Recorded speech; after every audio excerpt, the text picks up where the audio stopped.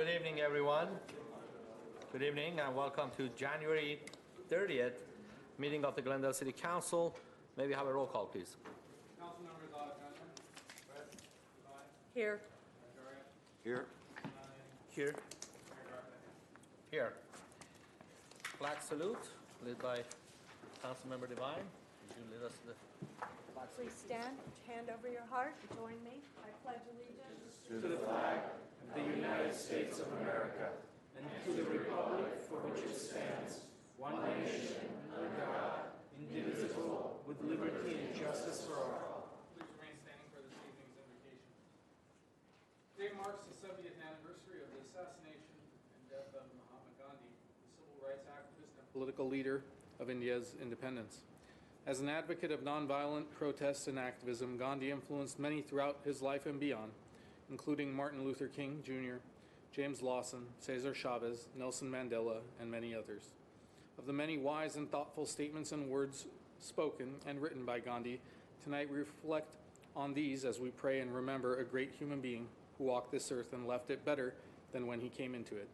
Gandhi said that, quote, "Happiness is when what you think, what you say, and what you do are in harmony." This evening, let us work towards being a united and happy community, one that works together towards common goals for the welfare of all who live and work in our city. Let us as leaders put words to those thoughts to achieve these goals and put our hands and minds to the actions to make all of our plans into reality for us and our children. We pray for the happiness of this council, for our residents and the stakeholders, for all of humankind, and most of all, we pray for peace on earth among all brothers and sisters, regardless of where they live or to whom they pray. Amen. Amen. What's next, please? The agenda for the January 30th, 2018 regular meeting of the Glendale City Council was posted on Friday, January 26, 2018 on the bulletin board outside City Hall. Next is presentation and appointments. At 3A is agenda preview for the meetings of Tuesday, February 6, 2018. Mr. Tarkanian.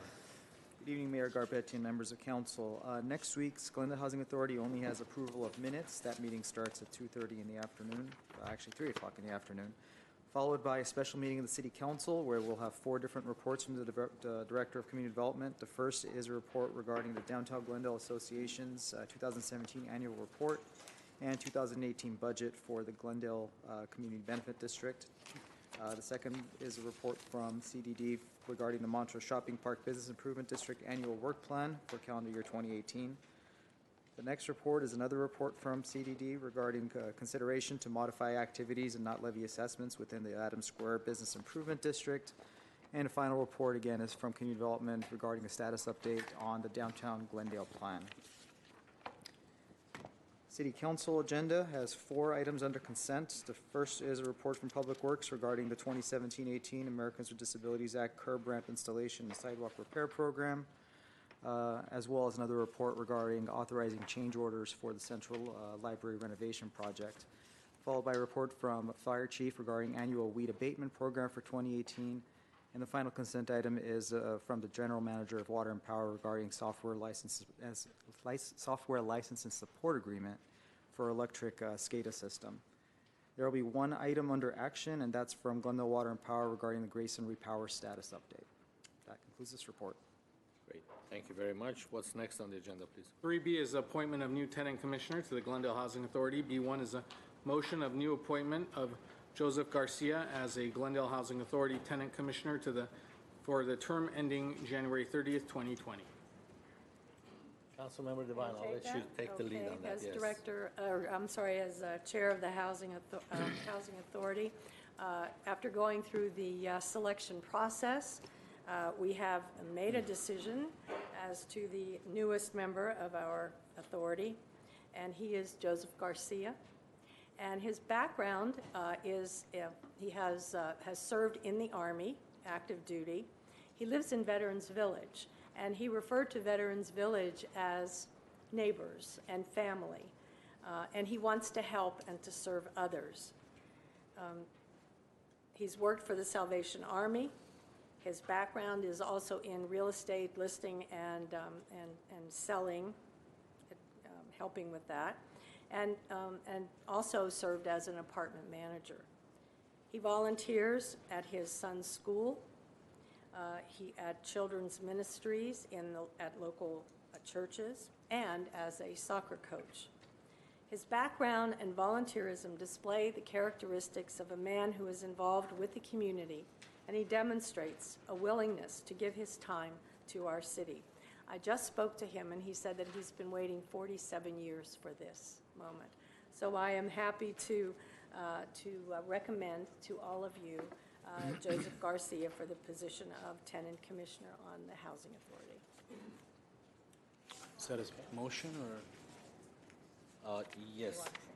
I just want to, first I'd like to thank everyone who submitted an application, because we had several applications. We narrowed it down to 3 or 4, and we interviewed them. And Mr. Garcia was, you could feel the passion from him when he speaks about this position. And he did his research as to what the role of the members of the housing authorities are. And I'm very pleased that you're joining us, and I'm sure you'll do well. Mr. Garcia is here. If you'd like to say a few words, the floor is all yours. My name is Joseph Garcia. I'm originally from San Antonio, Texas. My dad started me, he was an electrician in the Air Force, so watching him carrying his tools around, I joined ROTC in high school, not knowing what it was exactly, but eventually I knew it was something good. Later I became Air Force Reserve. I joined the Air Force Reserves while I was in college, and then after that I joined the active duty Army. They didn't have any openings as a carpenter, so I said, what about Army? Do they have any? I said, yes, but you'd have to go full time. I said, okay, let's try it. I really want this job. So I switched over. I worked at West Point as a carpenter. I studied architecture for 2 years in Houston. I really enjoyed learning about building construction and how things are built. I tried social work, but there wasn't enough money, but I know I want to help people, so there's a mixture of housing and people. That's where I come from my background. That's it. Thank you, Mr. Garcia, and welcome to our team. And we'll see Okay, you thank next you. Tuesday. Okay. Well, we have to get a motion. Yes, there's a motion. Is there a second? Second. Roll call, please. Council members Agajanian? Yes. Devine? Yes. Najarian? Yes. Sinanian? Yes. Mayor Garpetian? Yes. Do you have any other? Yes. Mr. Mayor, on November 27th of just last year, we received a letter from Transportation and Parking Commissioner Aram Sahakian offering his resignation from that commission due to other commitments that would not allow him to continue to serve. We advertised for applications, and since then have not received any new applicants. Also, some news since then, Mr. Sahakian has expressed to staff that his commitments have changed, making him able and willing to serve again. So all that remains is for a nomination. Since he was your appointee, we would ask that if you are so willing to renominate him, since his application is in good standing, and we will bring back his nomination forth at a future meeting for confirmation from this council. Great, yes. I'm so pleased that Mr. Sahakian's situation changed and he's able to serve at least a few more years with us, and I will renominate him for parking and Thank you. transportation. Next item on the agenda are the consent items, including minutes following a routine and may be acted upon by one motion. Any member of council or the audience requesting separate consideration may do so by making such request before a motion is proposed. Is there a question about the consent item? I'll move the consent calendar. Second? Roll call, please. Council members Agajanian? Yes. Devine? Yes. Najarian? Yes. Sinanian? Yes. Mayor Garpetian? Yes, next item, please. Next item is city council and staff comments. Council comment?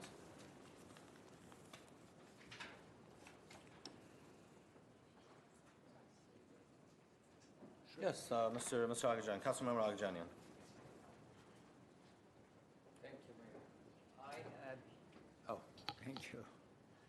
I had a serious medical emergency 3 weeks ago and was in recovery and therefore absent from Tuesday city council meetings. Even though I'm still recovering, I'm glad to be back today to participate in city meetings. and continue serving Glendale's residents to the best of my ability. Thank you to my colleagues on the dais and to all the well-wishers. Thank you very much. Okay, and welcome back, Mr. Alexanian. Thank you. Any more comments? No, I have a couple of quick comments.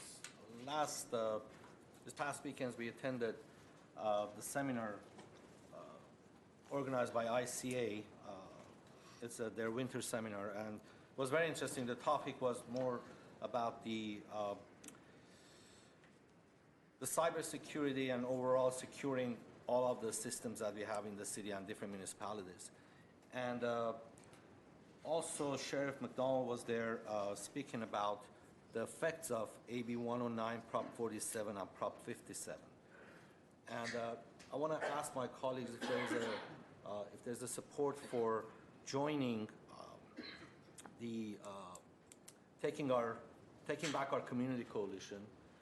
This is a coalition that was formed after this measure were passed, and the goal is what the title is: take back our communities.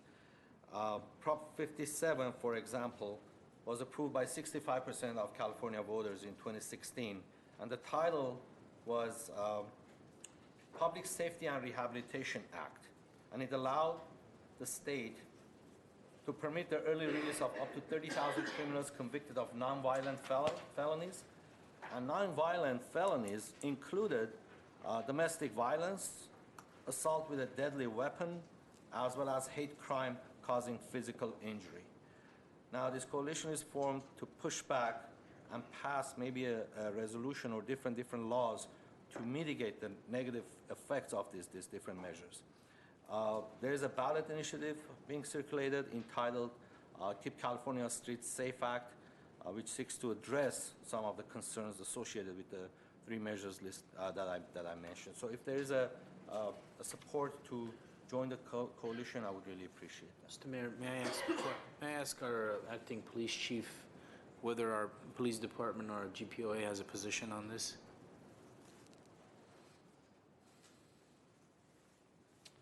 Good evening, Mr. Mayor, members of council, Carl Pavlidis, Interim Police Chief. I can't speak as to whether GPOA has a position. Generally, as an individual, I can't take a position because that becomes engaging in political activity on duty. I think we've been before you a number of times before expressing our concerns about the cumulative impacts of AB 109, Prop 47, and Prop 57. And so, like we've expressed before, I would tell you I have some concerns that I think the acts themselves were somewhat mistitled, and I think when I've talked to people, especially for Prop 47, they have no idea what they voted for. They didn't realize some of the changes that were in there, and so you're starting to see some pressure to maybe change that a little bit in the state of California. It's had some very adverse impacts, especially down here in Los Angeles County. And based on that, Mr. Mayor, Mr. Sinanian, members of the City Council, in speaking with our interim police chief, the position that we would take in terms of the actual coalition that is formed, we have no issue in terms of joining that coalition. And that coalition is really to bring an approach that's more common sense as it relates to any sort of changes that have occurred in the criminal justice system, and to educate folks about the types of ballots that are out there, not necessarily taking a position, but to educate folks so they understand what the meaning of each of the ballot measures are. And so from the staff perspective, we're very comfortable bringing a resolution back if the council so desires. So based on that, I will second the mayor's initiative. I think it's undeniable that the impact from these three measures on our city in particular, but on the region in general, has been detrimental. We've all experienced a drastic spike in crime in our city, and really types of crime that we did not experience before. And it is important that we talk with our legislature and Sacramento in general, and bring some common sense back to law enforcement issues, and really confront this issue whether it's through additional funding or through changes to these measures, and deal with the problem that's upon us. So there you have it, Mr. Mayor. Thank you. Okay, any comments or comments? None? What's next, please? Oh, I have. Okay. Next is a community event announcements, 3-minute portion, followed by anyone who wishes to forego 5 minutes at the end of the council meeting for 3-minute public comments now. Okay. First speaker is Catherine Yorka, followed by Frank Chavez.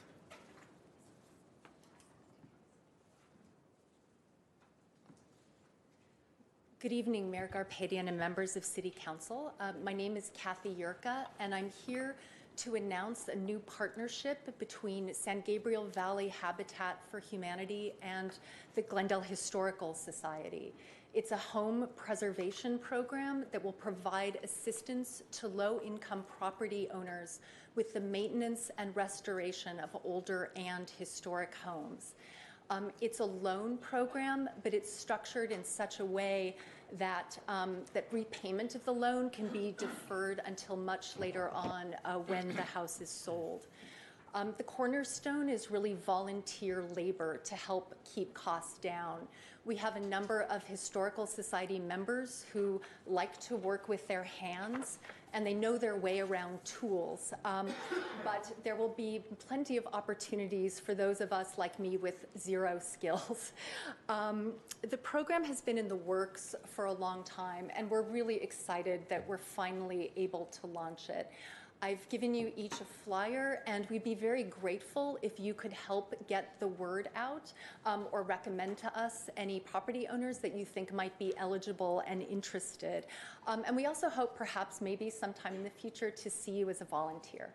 Thank you very much for your time. Thank you. A quick question for you. Tell me just one more time, how does this program work? Let's say I have a property, I want to rehab the exterior of it. How does Historical Society get involved? It's so the applications are going to be vetted by Habitat for Humanity in San Gabriel Valley because they're the ones that have the expertise in that regard, and there are income eligibility requirements. But we expect that it will be an ongoing program, so it won't just be one property.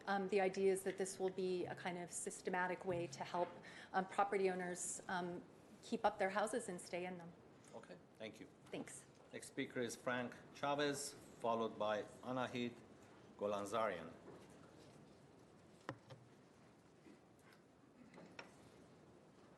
Good evening. I'm Frank Chavez, and my name, well, I said my name, and I've been a resident of this area since 1956. I want to address the traffic hazards installed at Lowell Avenue and Pennsylvania Avenues on Foothill Boulevard. I want to use words not thought out, as well as needless, but I will say dangerous, as is evident by the sign lasting a very short time and is wasteful of taxpayers' dollars. The money would have been better spent synchronizing the signals on Foothill Boulevard. One example I can give of that is on Lauderdale and Foothill. I've timed it. The signal lasts 8 seconds. That's not even enough time for hardly one car to get through. Synchronizing it would cause fuel not to be wasted like it is now. Right now, I'm getting off my track here. I will add the thought that the person didn't see the sign on Lowell Avenue. Most people I know agree with the comment that it was a question of when, not if it was going to be hit. I would like to see these obstacles removed. I'm sorry.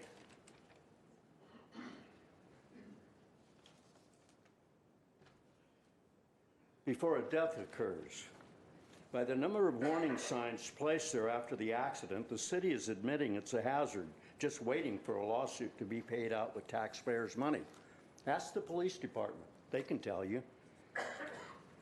I was not aware of this construction happening. Maybe there should be a better way of informing the residents as to what the plans are regarding our safety and taxpayer dollars. I don't really usually complain, but this sign was begging, and I emphasize begging, to create controversy by not allowing us to continue to call our community by the name we've used for multiple decades, La Crescenta. Our post office is called La Crescenta. Now, that's not my main complaint. It's the traffic hazard and the city's liabilities in this matter. If you look down Foothill Boulevard, you can look all the way from Lowell Avenue in the evening all the way to Briggs Avenue and not see anything in the center of the street except 2 signs. A hazard was placed there.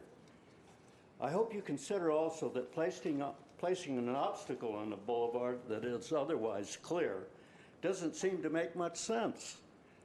Make the sign by the side of the road, not right in the middle. Thank you, and I hope you will consider what I have to say. Thank you, sir. Thank you. Next speaker is Anahid Golnazarian, followed by Christina Keller.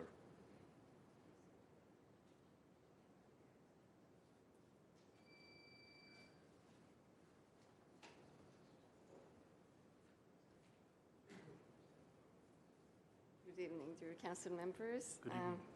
Thank you for the opportunity. I'll be very quick. I did hand in a letter to, I believe, Zarya Sinanian's office in regards to adding an extra stop sign on the corner of Stalker and Campbell because of the recent accident, and also 2 years ago a high school kid that was hit by car. So it was a concern for the neighbors in the neighborhood to be, to have a safe neighborhood basically. And really, it's a hassle, especially to cross that street for many senior citizens who live in the neighborhood because of, basically, a lack of stop signs. So we would really appreciate if you could consider adding a second stop sign on Stalker itself. Thank you very much for the opportunity. So, Mr. Mayor, just briefly, Mr. Golanian, you have that information, but we're going to get a report from you about the new protocol as to determining where stop signs and bumps, speed bumps are appropriate. Is that correct? Mr. Mayor, Member of City Council, Mr. Senanian, yes, you will receive a report on an update to the City of Glendale traffic calming guidelines, more specifically where it pertains to speed humps. Traffic signal installation and stop signs are governed by California Vehicle Code and Caltrans standards, and which will not be part of the guidelines. So does that mean that because an intersection doesn't have a traffic signal or a stop sign, it's been considered and it's been determined that it's inappropriate, or does it mean it's just perhaps the issue never came up? The issue might not have come up, but if he had, and we had conducted a traffic analysis, it didn't meet the warrants more than likely.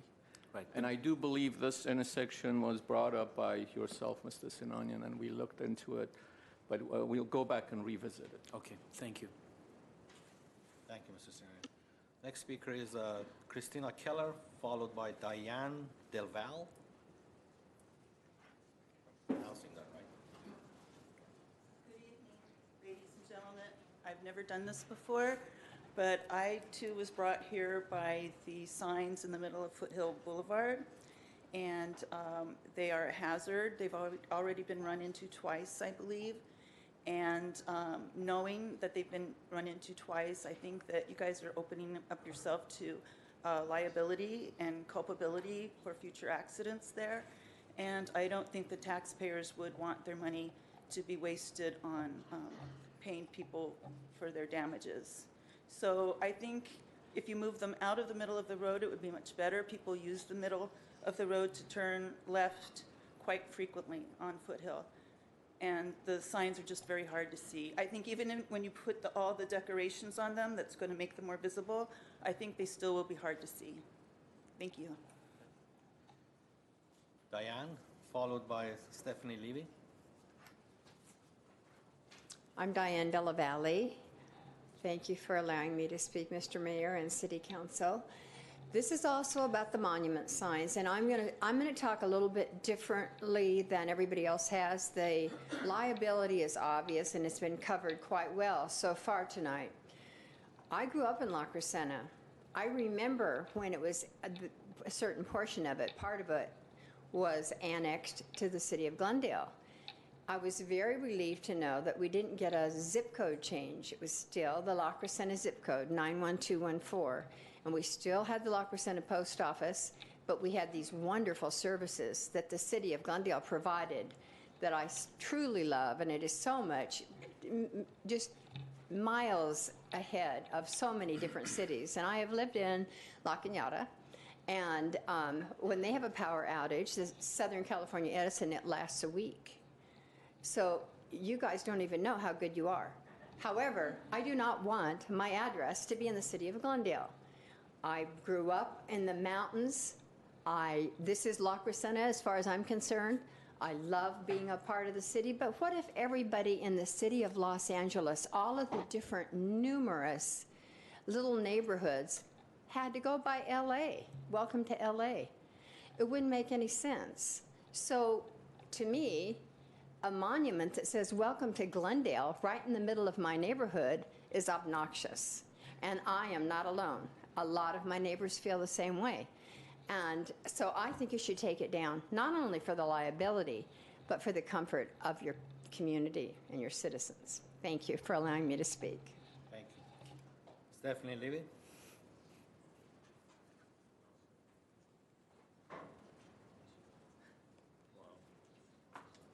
Hi, my name is Stephanie Levy, and I'd like to thank you for allowing me to speak. I'm just in support of the monument signs. I live near Pennsylvania and Foothill, and one day I was turning left, and I almost saw some car hit the sign, and I went, because I didn't know it was there. And so I'm just considering it a public safety hazard, and also, you know, the possible liability to the city. Thank you for allowing me to speak. Thank you. Thank you for being here. Okay, what's next on the agenda? That was my last card. Next on the agenda, Mr. Mayor, under adoption of ordinances 7A, amending the sections 30.10.070, 30.11.020, 30.12.030, 30.14.020, 30.15.020, 30.32.050, 30.34.080, 30.47.020, and 30.70.020 of Title 30 of the Glendale Municipal Code, 1995, relating to establishing standards for accessory dwelling units, case number PZC 1727279. This was introduced by Councilmember Najarian on January 16th, 2018. Okay, Ms. Beers? Mr. Mayor, members of the City Council, I'm going to first hand it over to Mr. Garcia, who will take you through the process by which we started and we are here today. And Phil Anzafame and his team are here to answer any questions. Mr. Mayor, members of council, on the 16th of January, the council held a public hearing on the proposed ordinance and introduced the ordinance. The one change that was made to that ordinance was at the request of Councilmember Najarian, putting more definition to the term owner-occupant and specifically what happens if the owner is a trust or a corporation. So that language is in the proposed ordinance before you. In addition, there was some discussion about subleasing. Councilmember Devine had since asked us to put together some language specifically or expressly prohibiting a tenant from subleasing that ADU if the tenant is leasing the entire property, subject to the current provision which says that the owner shall either live on the property or lease the entire property out. So that language, we have prepared it and is before you, but is not in the ordinance because it was not introduced as such. So if the council wants to do that, they can do so. In addition, with respect to that handout that I've provided you, we've also given you the language that Pasadena and Burbank have in their ordinance, specific, just so you have it for reference, because that issue was raised previously in the public hearing. In addition, you may have cards on this item. You did hold a public hearing. You're not required to have a new hearing or to take public comment other than on the changes. But it's up to you whether or not, Mr. Mayor, whether you want to provide some time to each of the speakers to address the issues. Okay, thank you. Well, we had our public hearing, and we closed our public hearing, but since I have 28 cards, I'm going to reopen the public hearing and allow 2 minutes each. But please, if you spoke before and it's going to be repetitive, yield to your neighbors. But I have 28 speakers cards. And if you're here, you like to speak, fill out your card, because after the first speaker, I will not take any more cards. Fair warning. Do you have a question? I do. Councilmember Devine? Mr. Garcia, there was a provision that we talked about last week in the horse overlay zone. And it was concerning putting language in about destroying or knocking down stables. And since then, research has been done. And can you inform the audience and those people that are watching exactly what we've found out and how that impacts this ordinance? Maybe I can have Kristen or Yvette Nukian kind of explain what the language is and what the issue is as it relates to the horse overlay zone. While she's coming to the podium, I'll give you, generally speaking, I think the language from the Planning Commission was, for the horse overlay zone, was inserted as a means to preserve stables. The people that spoke in the Planning Commission didn't want to see stables converted to accessory dwelling units. And so the provision that they must go into the house.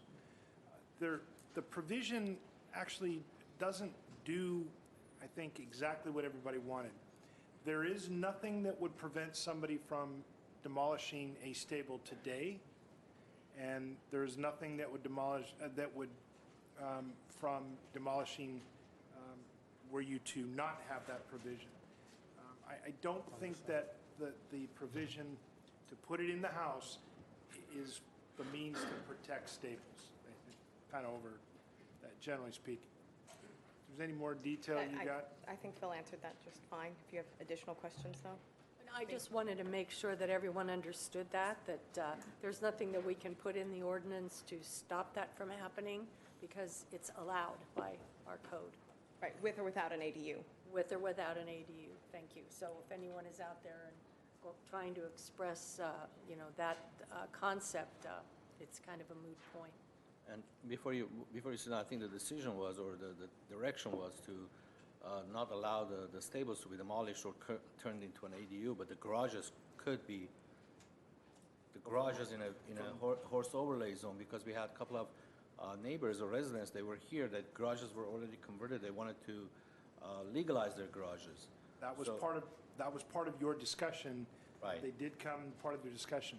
The recommendation from the Planning Commission was that you only allow ADUs in the primary residence. You could not convert a garage to an ADU. Yeah, but the recommendation came before our discussion, right? Correct. So the direction was that that's my understanding, that the council's direction was that you allow in horse overlay zone to convert the garages, not the stables, because nobody came here and opposed garages to be converted in horse overlay. Again, if I may, the ordinance was introduced as presented, except for the one change. And that's certainly up to the council discussion tonight for you to do that. If that's the direction, all you really would have to do is delete the language that's currently proposed in the ordinance, because by deleting it, then you allow folks to convert their garages. So this ordinance is going to be crafted tonight, basically, Correct. based on the directions. Correct. Okay, thank you. First speaker is Cheryl Ivega, followed by Margie Simplins, followed by Barbara Malone.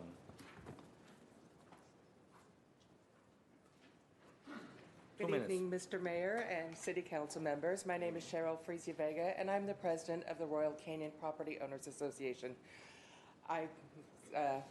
You have me go first, so I'm sorry if I am speaking about something that has already closed. But we are in strong favor of a stricter ordinance that protects the character of our neighborhoods. And we feel the most important provisions are the 500 square foot maximum, no increase to floor area ratio, no ADUs in front yards, architecturally compatible ADUs, ADUs out of the public view for historic districts and landmarks, replacement parking for garage conversions, owner occupancy to rent an ADU. As for the owner occupancy requirement, I have a copy of the Ross Moyne Mountain Homeowners Association letter that describes beautifully why we should consider the Pasadena Municipal Code and the Burbank Ordinance, and I heard that you had that discussed earlier. Please encourage you to read that and consider that as our direction here for Glendale. My thoughts on the 500-foot maximum. I only have a few minutes here. I consistently see two groups of people that are looking for affordable rentals, and that is people that are single and in their 50s, they didn't get a partner for whatever reason, and young adults starting the workplace. Those young adults often have roommates, and every quarter or so, they're looking for new roommates because they either don't get along with them or they have several roommates, and the houses become frat houses, party houses. My coworkers that are single are facing finding roommates, which they don't want at their age, or going out of state. Well, with the frat house situation, I would hate to see a college in our backyard and frat houses in our front yards. Thank you. Thank you. Margie, followed by Barbara Malone, followed by Al Hoffman. Good evening, Mayor Garbettian, council members, and staff. I am Margie Simpkins. I'm the 2018 president of the Glendale Association of Realtors. We understand the need for more housing. It's a major problem in our state and in our city, but we would also like to protect the single-family neighborhoods to the extent the law will allow. Therefore, our board of directors carefully reconsidered the issue of the accessory dwelling units and proposed the following 3 points for your consideration. The size of the accessory dwelling units, when combined with all other living space, shall not exceed the floor area ratio for each property. Accessory dwelling units should not exceed 500 square feet, and a property owner shall occupy one of the two units as their primary residence. If the owner occupies neither unit, the accessory dwelling unit shall become non-inhabitable, shall not be used as dwelling, nor should be rented out. The Board of Directors of the Glendale Association of Realtors urges that the final ordinance you approve includes these 3 points. Thank you for allowing us to speak. Thank you. Thanks for being here. Barbara Malone, followed by Al Hoffman, followed by Andrew Allison.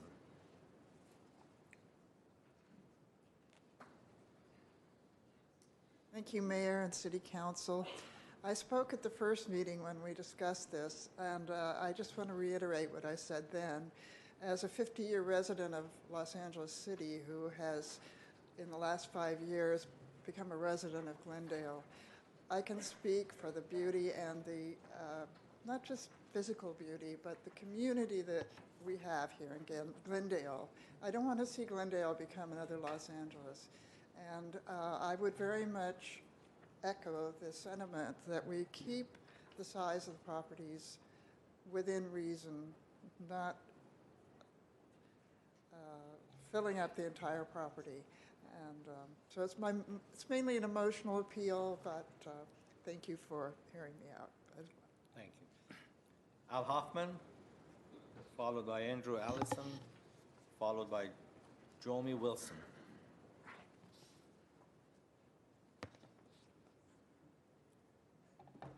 Good evening, Mayor Garpetian, council members, and staff.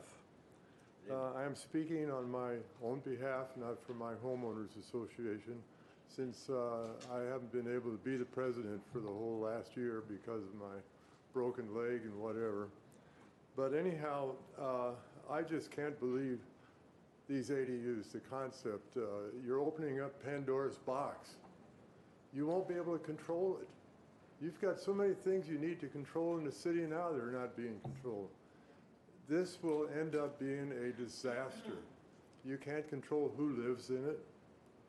Parking will be a complete disaster. We already have, my neighbor, they have 2 cars and now their son is driving, he's getting a car. 3 cars. 2 of them are always parked on the street. There are cars parked everywhere in the street. The street sweeper can't even sweep the streets. You know, they don't even have if they said don't park on Wednesdays or whatever day your cleaning is. They don't have that in the residential areas. So we don't get our streets clean. The street sweeper goes through and just throws it around, goes out in the middle of the street. The ADU concept is just totally disastrous.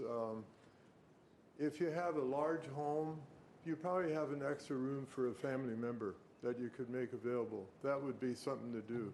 But to build another structure on the property, would the bank allow that if the loan? They don't allow things like that. You have to consider when you apply for a loan, oh my God, they want to know every detail in your house, the structure of it, the rooms you have, all that. And you start putting ADUs up. What's that going to do to the value of the property as far as they're concerned? Have you considered that? Have you considered what the bank, the loaner of most of these homes aren't paid for? I guess if you own the home outright without any loan, maybe you could do that. But with the bank involved, how are you going to get that approved? Thank you. I just want to mention that this idea is not the city council's idea. This issue was imposed on us by the state. Well, state of I California. think it's time to stand up to the state because all the voters are here. I agree. It's baloney just because the state does it. Andrew Allison. Right. Okay. Jomi Wilson. Andrew Allison followed by Jomi Wilson. Maybe you should start contacting your legislators in Sacramento and voice your opinion. Good evening, Mr. Mayor and City Council members. Thank you for allowing me to speak here. I live in Adams Hill in South Glendale, and I'm a member of the Adams Hill Neighborhood Association. In consideration of our state housing shortfall and here in our local areas, and in respect to the state requirements that you just mentioned, Mr. Mayor, I commend the city for the ADU standards that have currently been put forth in the ordinance proposed by staff. This addresses many of the concerns that the residents of hillside communities such as Adams Hill, where I live, have, including the 500 square foot max ADU and no increase to FAR, both of which will help to maintain the residential scale of our streets. That was on page 1 of the ordinance that I went through. Keeping the ADUs out of public view in historical districts and properties, which in my area would include the Cottage Grove Historic District and a number of Glendale historic resources in our area. That was on page 33 of the ordinance. The off-street parking requirement for ADUs, which requires one space for an ADU on-site, and replacement of on-site parking when previous parking spaces have been converted or demolished as the result of the ADU addition. That's on page 34. These, in addition to other requirements such as maintaining the setbacks, the side setbacks and the front setbacks, the maximum height allowances, and no changes to building facades, all these will help to ensure that our neighborhood and quality of life is minimally impacted by the ADU ordinance. Thank you. Thank you. Jomi Wilson, followed by Annette Arakelian, followed by Loretta DeLange. Good evening, Mr. Mayor and honorable council members, staff. Thank you so much. My name is Jomi Wilson, and I support all the provisions that so many people have eloquently spoken to. I just want to address one aspect of the provisions under consideration, the 500 square foot limit, because there's so many examples in Glendale of residents already living in converted garages, pool houses, individual little rooms and so forth. This indicates a thriving market for small dwellings here in Glendale, and Glendale desperately needs affordable housing. It is a crisis, as you all know. And a thoughtfully designed ADU of 500 feet or less could make a charming home that could be rented at a reasonable rate by an elderly couple on a fixed income, a young couple saving up for that down payment, a grad student, a sales clerk, a kindergarten teacher, a Hollywood hopeful waiting on tables while writing a great American screenplay. My house is 500 square feet. Under California law, I could build a 1,200 square foot house in my backyard. What I would have then would be not a main house and an ADU, but a duplex. I would never do such a thing. That would totally ruin my life as I know it. But many people would, so they could rent it out at a high price, $2,000 or $3,000. Let's try to make a small but critical step towards increasing our stock of affordable housing here in Glendale while preserving the character of our wonderful neighborhoods by limiting the size of ADUs. to 500 square feet. Thanks so much. Thank you. Annette Arakelian.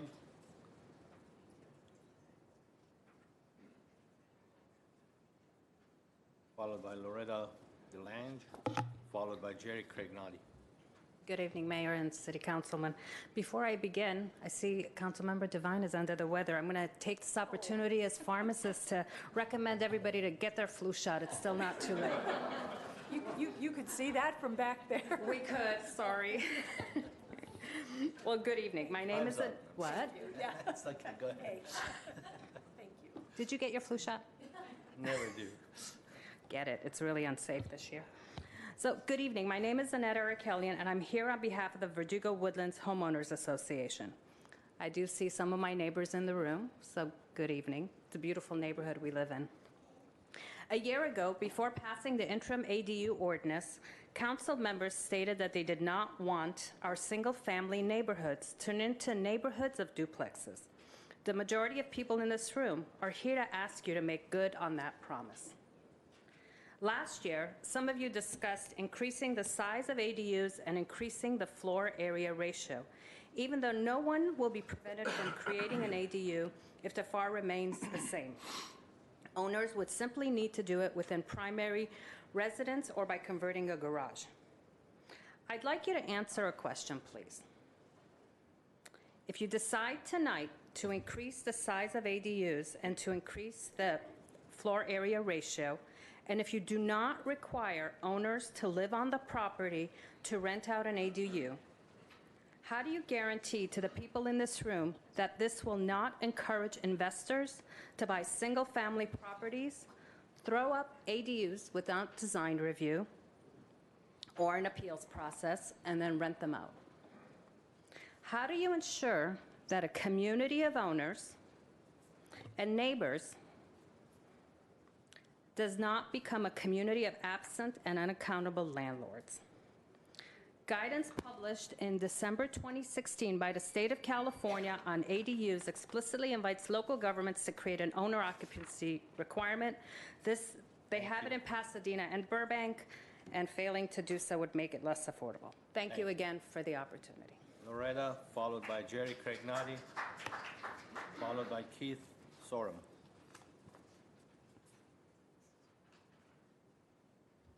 Good evening. My name is Loretta DeLange, and I live in the Verdugo Woodlands.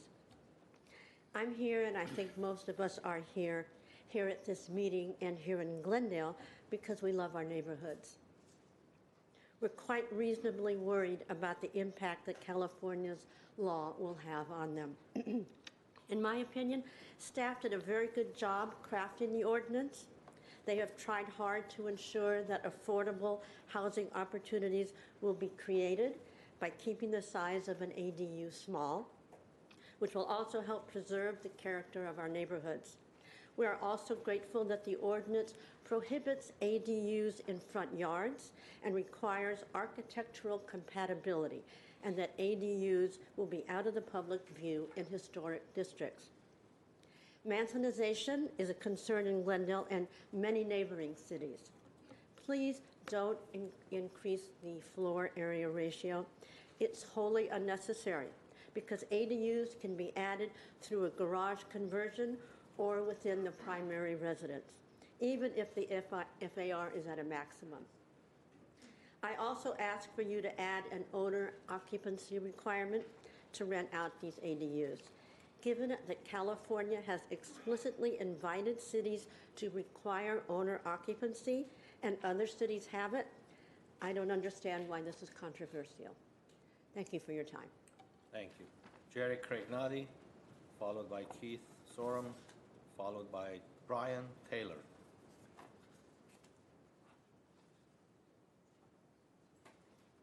Good evening, Mr. Mayor, City Council, City staff. My name is Jerry Craignati. I'm a 47-year resident of Glendale, and I am a Glendale real estate agent and broker for the past 45 years in residential homes. So I know a lot about homes and what people think. I urge you to adapt the most conservative of each issue that's being discussed before you. Once this genie is out of the bottle, you're going to have our whole city's going to have a mess on our hands, and it will be your legacy. These are not restrictive things for the ADUs. The FAR, owner-occupied, let's talk about that. Yes, investors are going to buy them. So owner-occupied, I've heard it say, well, that's not fair, because what if the owner wants to move and rent out his house? Great, he could rent out his house. He just can't rent out the back to someone else. Let him use that for somebody's office, remove the stove, and have it be like a guest house that's on many of our properties already. But no renting to another party. One tenant and one owner, not two tenants. I think that's one of the most critical aspects of this issue. And the 500 square feet, this is meant for Granny. Granny doesn't need more than 500 square feet. Problem is, if you build bigger than 500 square feet, we all know Granny doesn't live forever. And that's going to then invite tenants. And tenants, by their very nature, do not have a vested interest in a community. So keep these granny flats small. It's kind of a fantasy to think that they're going to be affordable. Once someone goes to the trouble, once a homeowner goes to the trouble to go through all the city costs, the schools costs, the building costs, the new property taxes that are going to be on his property, that he's going to charge affordable rent on this, that's a fantasy. So it sounds like a great idea. My last parting words to you are, just because something can be done doesn't mean it should be done. Thank you. Keith, Zoram, I think I just want to... Good evening. 1 second. Please refrain from clapping because we're running a public meeting, and this is an important issue for all of you and all of us. Some of you came here straight from work. Some of them didn't have dinner yet. Some of them left your families and came here. So be respectful. You don't want to have clapping. This is not a concert. It's a public hearing. So please refrain from clapping. Thank you. Keith? Mr. Mayor, City Council, and staff, first of all, thank you for allowing us additional comment. Secondly, I can tell you, I live next to somebody that has a guest house, and I suffered through having the tenant with the rock band practice in the garage. So I would like to support what you've heard so far. I believe minimizing the impact, managing what may be unmanageable, and I would like to compliment the city so far on being able to keep the genie as bottled up as it can be. Thank you so much. Thank you. Brian Taylor, followed by Brian Mansell. Followed by Curtis Schwab. Mr. Mayor, council members, and staff, I am Byron Taylor, and I live in northwestern Glendale, and today I'm here to talk about ADUs and a related concern. A variance for a 630 square foot new garage after tearing down the old garage. This is directly related to the ADU issue because all garages are now potential dwellings. The house directly north of me sold in late 2016, and in the first few months, the new owners filed for permits to tear down an existing two-car garage and build a new 630 square foot garage with the addition of a bathroom and washer and dryer unit. They were allowed to build right on the property line without any variance. Prior to construction, my new neighbor approached me and said he wanted to build a new cinder block wall at his cost to divide the property, and that he was going to tear down and build the new garage. I had no knowledge that the garage would be built on the property line. Construction ensued, and I saw the wood forming for the concrete foundation, and that the new building would be directly part of the property line, so I contacted the city. City did some research and advised me that the permits were proper and that the building on the property line was approved by the city. I do have copies of screen prints of Google Earth showing the actual unit under construction if you would like. Well, going forward upon final construction, a week or so after, my neighbor tore down the garage door, a roll-up garage door with individual panels, removed the roller structure, and then replaced the garage door panels and carefully caulked and sealed them. I have no idea what's going on. There are no renters in the unit, but there are construction sounds over the past 6 months. My concern is the practice of allowing rebuilding a garage on a property line with plumbing and electrical. Thank you, sir. Your time is up. Thank you. Thank you. Brian Mansell, followed by Chris Schwab, followed by Lorena Vartanian. Good evening. I'm a homeowner in Northwest Glendale, and my story is a little bit different. My father-in-law has gone through colon cancer, and he is going through a variety of different surgeries over the next few months, and we're hoping to move him in with us in the coming year. We are going to be building an ADU. We are going to go through all the due diligence. We're going to go through all the permits. We're going to go through the design reviews, but my only concern is, as I go on this journey, is making sure that the 500 square feet requirement is going to meet ADA expectations. I'm going to go through this journey. I'm going to go through this adventure. I'll share it with my Northwest Glendale Homeowners Association as well. I'm fine with whatever ordinances go forward here, but I do want us to make sure that we are considering ADA requirements. For, in my case, I'm a millennial. I have parents, my father-in-law, and then also my dad, who's also dealing with early onset Alzheimer's. I'm going to have parents that are going to be living with us. We do not have an ADA accessible home. Our home was built in 1926. There's stairs throughout the home, stairs going up into the front entrance, stairs in the back. It's not an ADA accessible home, so I need to consider this while I'm building the ADU going forward here. So I want us to make sure that we're considering those requirements as well. Thank you. Thank you. Curtis Schwab, followed by Lorena Vartanian.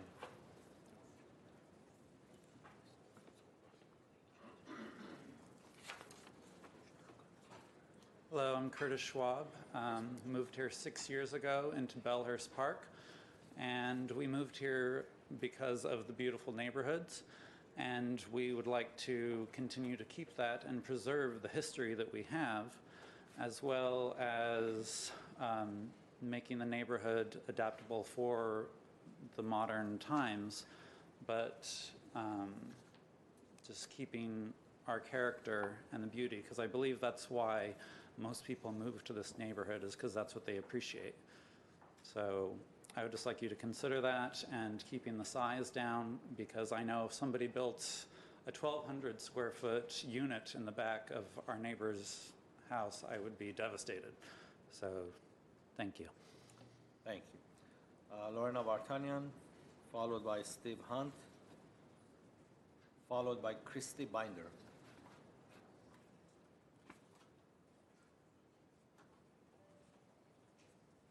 Mayor Karpetian, members of the council and staff, my name is Lorna Vartanian. I'm president of the Rossmine Mountain Homeowners Association. Since the hearing of January 16th, we understand that an owner occupancy only provision, although allowed by state law, is not sitting well with council members. We have reviewed the provisions Burbank and Pasadena have put in place and would like to encourage council to adopt similar language which only allows one dwelling on a property to be rented if the owner is not living on the property. We ask for this provision because we remain concerned that renting two dwellings on a single property leaves the door open for multiple family units or individuals residing on the premises.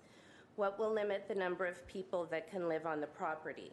What would stop a renter from inviting their extended family members or friends from living in one of the two dwellings and collecting rent? What would stop two college students who rent the property from subletting to other college students to help cover their costs? We've heard the argument that a property owner could invite as many people as they want to live in their home, but the goal is to minimize the number of unsupervised people that can live on a property in the absence of an owner occupant.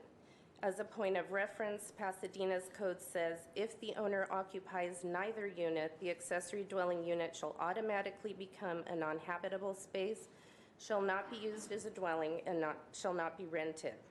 Please work with our city attorney to develop language that is clear and specific and which ensures that a single-family residence will not become a duplex. This language, along with retention of the 500 square foot size requirement and no increase in FAR, will go a long way to helping single-family neighborhoods maintain their intended character. Thank you, and I wanted to wish Councilmember Agajanian a speedy recovery and welcome you back. Thank you. I think we have a question for you. I have a question. Yeah. So you're not advocating then for the owner to be on the property. You're okay with language that would say that the property, both units could not be leased?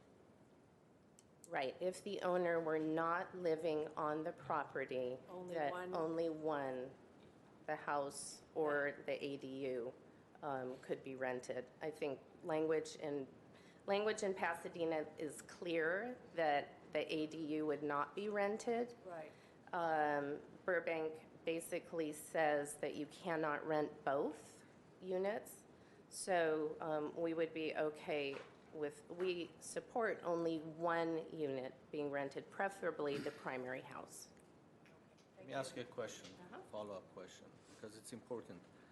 Let's say your neighbor has, or my neighbor, builds a granny unit, and there's no kitchen in there, and he rents it to one family, and people live in the granny unit as well, but they use the facilities of the main house. What is the difference between the two? If they have to only rent it to one family, and they occupy both units, either it's You a mean granny a unit, guest house that doesn't have a kitchen? guest house that doesn't have a kitchen. So Granny the unit, yes. difference between a guest house and an ADU, in Glendale, a guest house cannot have kitchen facilities. Sure. And it cannot be rented. So effectively, it makes it less rentable, right? Those are accessory structures that are meant for family members that are going to be using the main facilities in the house.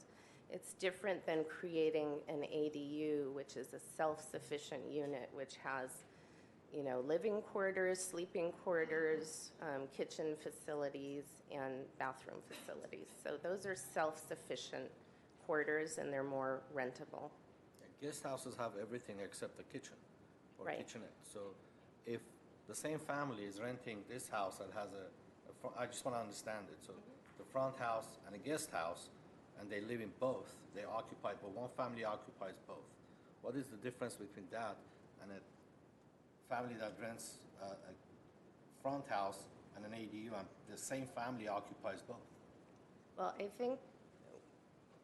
I think your question assumes that the same family is occupying both, but we're working under the assumption that that won't necessarily happen. Okay, got it. That's That what I there's wanted. more opportunity for subletting when you have another unit I that is understand. fully functional. Thank you. Thank you so much.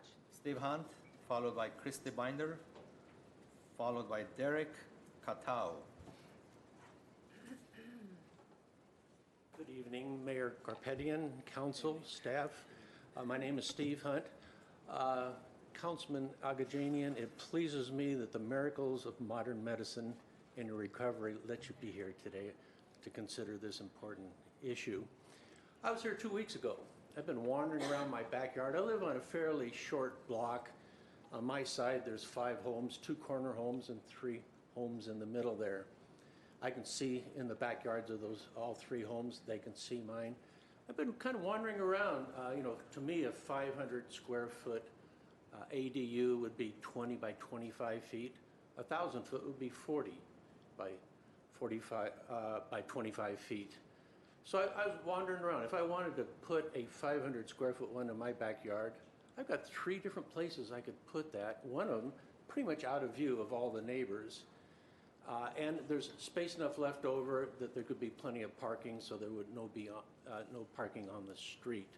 And I could see too, maybe a young couple with a baby or a couple with a parent living with them, maybe as many as 3 people living there. And this is true of the other 2 homes. Then I took a look at what a 1,000 square foot would do. I could not put it across the back of my lot without tearing down the garage. I'd have to put it in a different location, which would then limit the number of parking spaces. Plus, it would probably bring in 4 to 6 people and 2 to 4 cars. And if you add that up just on my side of the street, multiply all those out 3 times, it does make a major change between 500 square feet and 1,000 square feet in my neighborhood on there. So I'm here advocating for the maximum limit to be 500 square feet. Thank you. Thank you. Christy Binder, followed by Derek Katao. Good evening, Mr. Mayor and council members. First time speaking to you all, so I just want to say I've lived in Glendale for 21 years, lived in my neighborhood for 21 years, and we moved into a single-family residence because we wanted a neighborhood environment.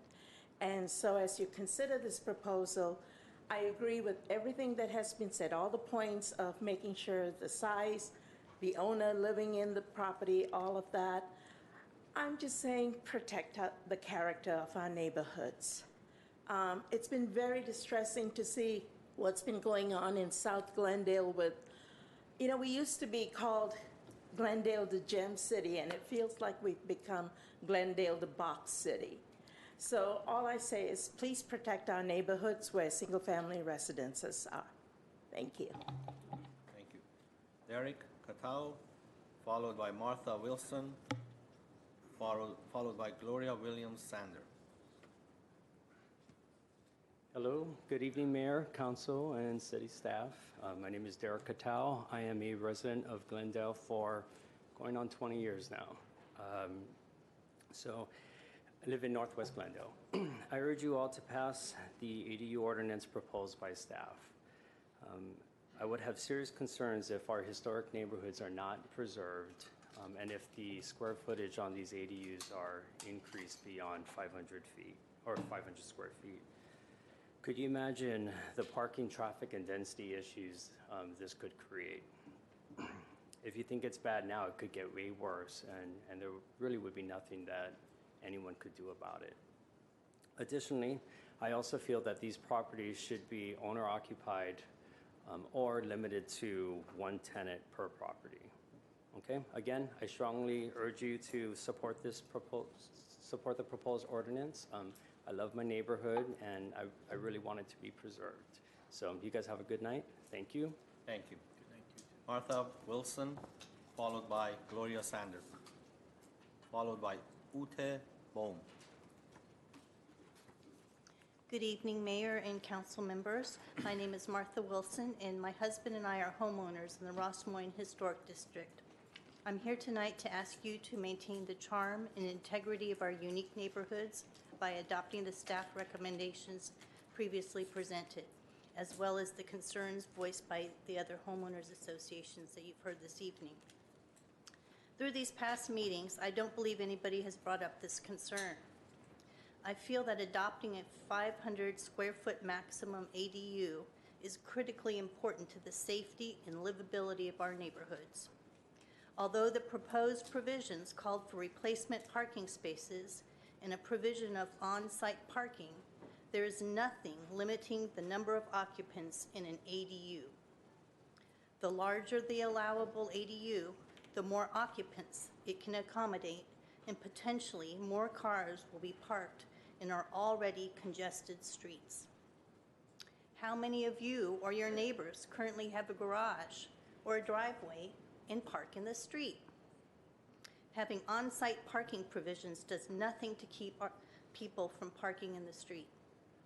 In order to maintain safety in our streets and our neighborhoods, I urge you to limit the maximum size of the ADU to 500 square feet. Thank you. Thank you. Gloria Williams-Sander, followed by Ute Bohm, followed by Grant Michaels. Good evening. Thank you, Mayor Garapetian and council members, for letting us have a few moments to address you this evening. My name is Gloria Williams-Sander, and I have been a Glendale resident since 1998. I'd just like to say that I would very much like for you to endorse and support the current ordinance that you have with 500 square feet, et cetera. And I want to reiterate the delivery of the features as iterated by the Realtors Association so eloquently by Margie Simpkins.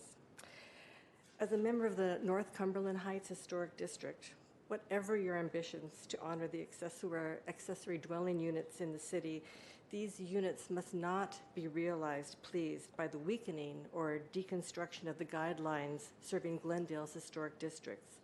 Hundreds of homeowners worked very hard over the last decade to achieve the historic preservation overlay zones and that designation in their neighborhoods, and many of you supported that, and we thank you for this. Buyers seeking a specific scale, materials, and architectural details in their house have many options throughout the communities in Los Angeles and also in Glendale to realize the homes of their dreams, and I hope that you will protect us with the most conservative ADU dwelling ordinance possible. Thank you. Thank you. Ute Bone? She had to leave? Okay. Grant Michaels, followed by Eden Fearson. Good evening, Mayor, Council, and staff. My name is Grant Michaels. I'm the president of the Glendale Homeowners Coordinating Council, and my job became easier or more difficult given presentations by those of the neighborhood associations and the neighbors who spoke tonight. I delivered our motion last time this ordinance was discussed. Those limits still stand. I spoke with the city attorney trying to address and clarify some of the issues of the owner occupancy requirement. I'm glad that was discussed. There were examples from other cities. That is an attempt to understand and protect the integrity and the character of our neighborhoods. I received a thread this morning from a friend where someone who moved into Glendale described Glendale as a gem, referencing the character of our neighborhoods. The 500 square foot limit, the owner occupancy requirement, the existing setbacks, those we feel are mitigation measures that will protect the character of our neighborhoods and allow Glendale to remain a gem. Thank you. Thank you. Eden Fearson, followed by Roseanne Carba. My name's Eden McPherson. I actually wanted to speak on the Glendale sign, so if you wanted to move me to the end of the meeting, that would be fun. Okay. Thank you. Thank you. So, okay, Roseanne, followed by Bruce Merritt, followed by Peter Fuad.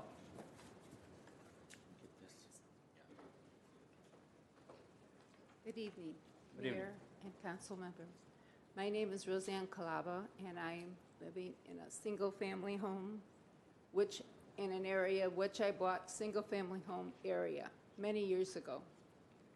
Now you're going to put an ADU in, fine, but I want it to be the minimum requirements that has to be, and also, if it's going to be turned into a duplex area by all these whoever knows how things will change as years go on.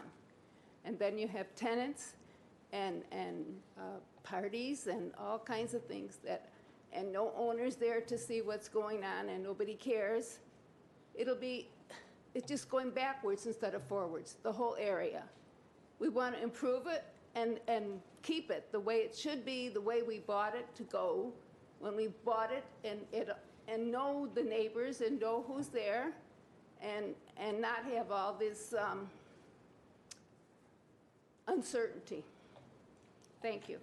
Thank you. Bruce Merritt, followed by Peter Fuad, followed by Jerome Sander. Good evening, Mr. Mayor, members of the City Council. I am a resident of a single-family neighborhood in Glendale, and that is really the issue that's before the council this evening. The reason we are here is because the state statute enacted back in 2016 threatened to turn our single-family neighborhoods into collections and clusters of duplexes. Whether or not that actually happens is going to depend not so much on what they did in Sacramento, but by what is done by this council this evening. And I want to focus particularly on the square foot issue, the 500 square feet. 500 square feet on a single-family house is a granny flat. 800 square feet is an apartment. That house is no longer a single-family house, it's a duplex. I've lived in one of those. This is an 800 square foot apartment is a full-size apartment. 1,000 square feet is a two-bedroom apartment. The issue that I think everybody agrees on is that when you begin to turn our single-family neighborhoods into collections of duplexes, you change the character of the neighborhood. What concerns me even more than the size is the fact that these units are over time going to gradually become acquired by non-resident investors.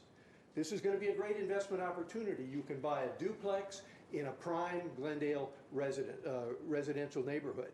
Now, the staff, to its credit, has tried to limit that problem by putting a restriction on non-resident ownership. But Glendale does not have a great track record in terms of enforcing provisions like this, and this is not going to be an easy provision to enforce. If you think, basically, if anybody in this room thinks that the city is going to be able to effectively enforce that provision, come see me after the meeting, because I've got a bridge in Brooklyn that I'll give you a great deal on. This is simply not going to happen. The way you keep these investments from being attractive is to limit their size, 500 square feet. Next speaker is Peter Fuad, followed by Jerome Sander, followed by Rondi Werner. Good evening, Mayor Garpetian and members of the City Council. I'm president of the Northwest Glendale Homeowners Association. As I think you've heard from the other homeowner groups and certainly our members, we would most like to keep the existing ordinance that you have. We were surprised it came out that way, and we're very happy that it did. Our main concern is the size, 500 square feet. Northwest Glendale has a lot of large homes, and we don't want 800,000 square foot mission creep on what these things are supposed to be. And I think 500 versus no ADUs, which aren't an option, I understand. It represents a balance between the residents who want to keep their neighborhood tranquil, keep it single family, keep it, keep its value and beauty. 500 seems a rational balance to me. And I'm wondering, have there been any complaints or issues under the existing 500 square foot limitation? Is there a need, is there a cry for this increase? Thank you. Thank you. Jerome Sander, followed by Rondi Werner, followed by Ruby S. Good evening, Mayor, Council. I spoke at the last meeting. I'm a member of the Northwest Glendale Homeowners Association Board, and I live in North Cumberland Heights Historic District.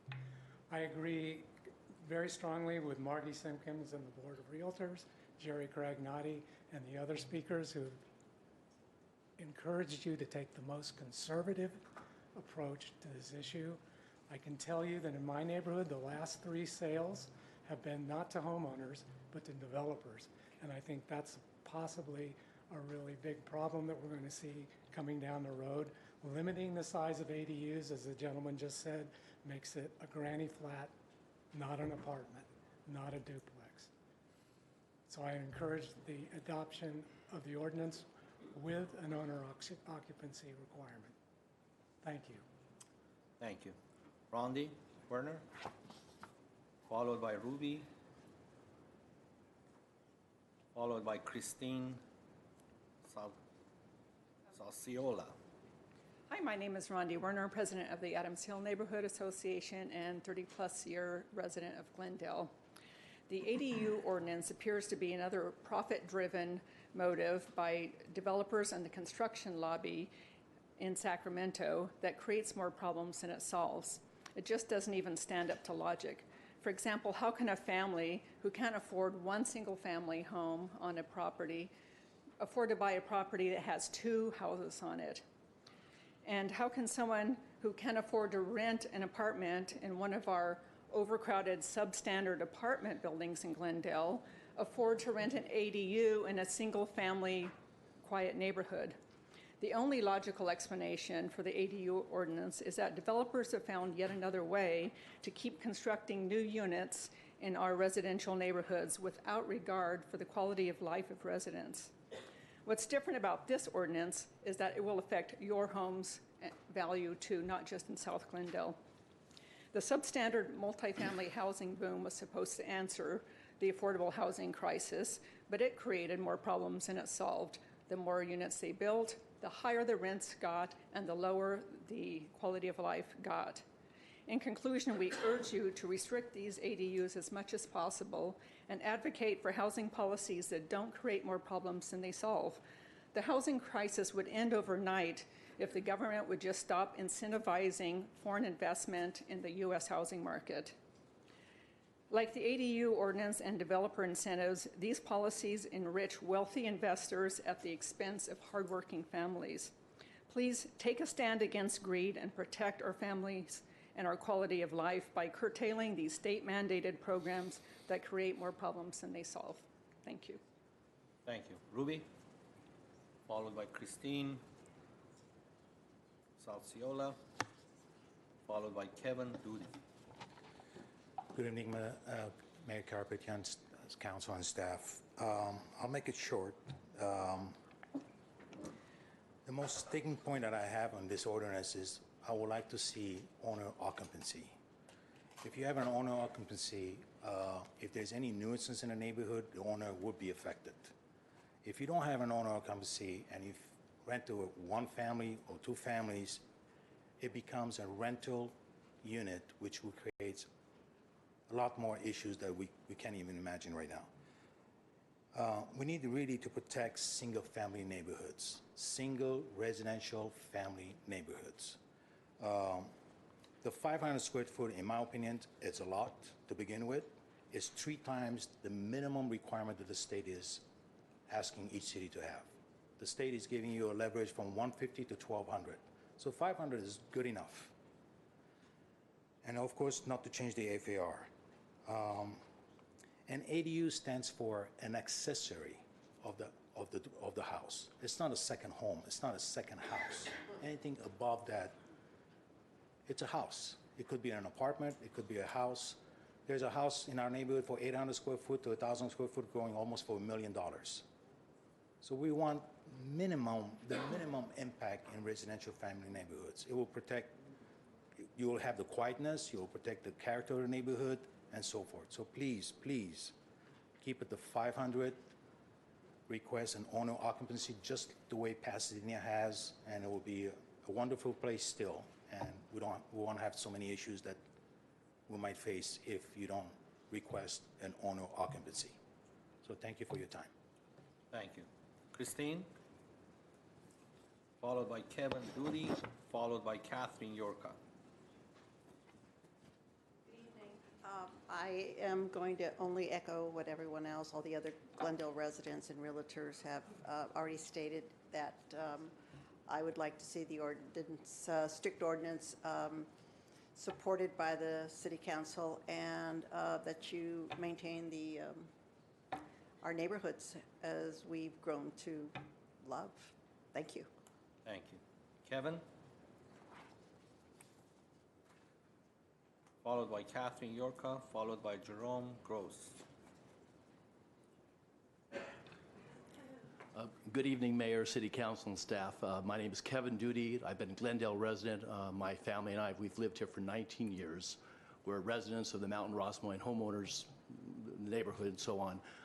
I'm here tonight to, I want to lend my voice and to repeat many of the same observations that so many other speakers have made tonight, the strong support we have for the staff-designed ADU plan. And in particular, there's 3, as I understand it, 3 important provisions of that plan that we don't want to get lost. The 500 square foot maximum for the houses or for the structures, no increase to the floor area ratio, and owner occupancy to rent, so that we don't have some of the problems that some of the earlier speakers have talked about.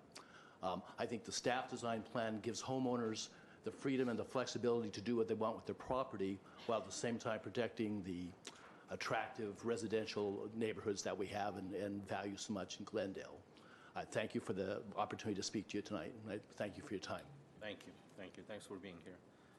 Catherine Yorka? I'm sorry? No, I insist. No, I'm just kidding. Jerome Gross?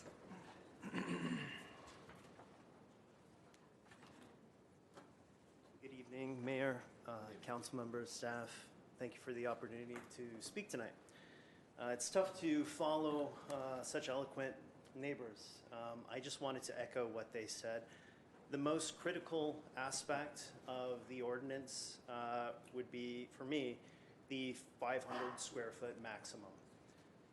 With those boundaries, that would foster creativity, good design.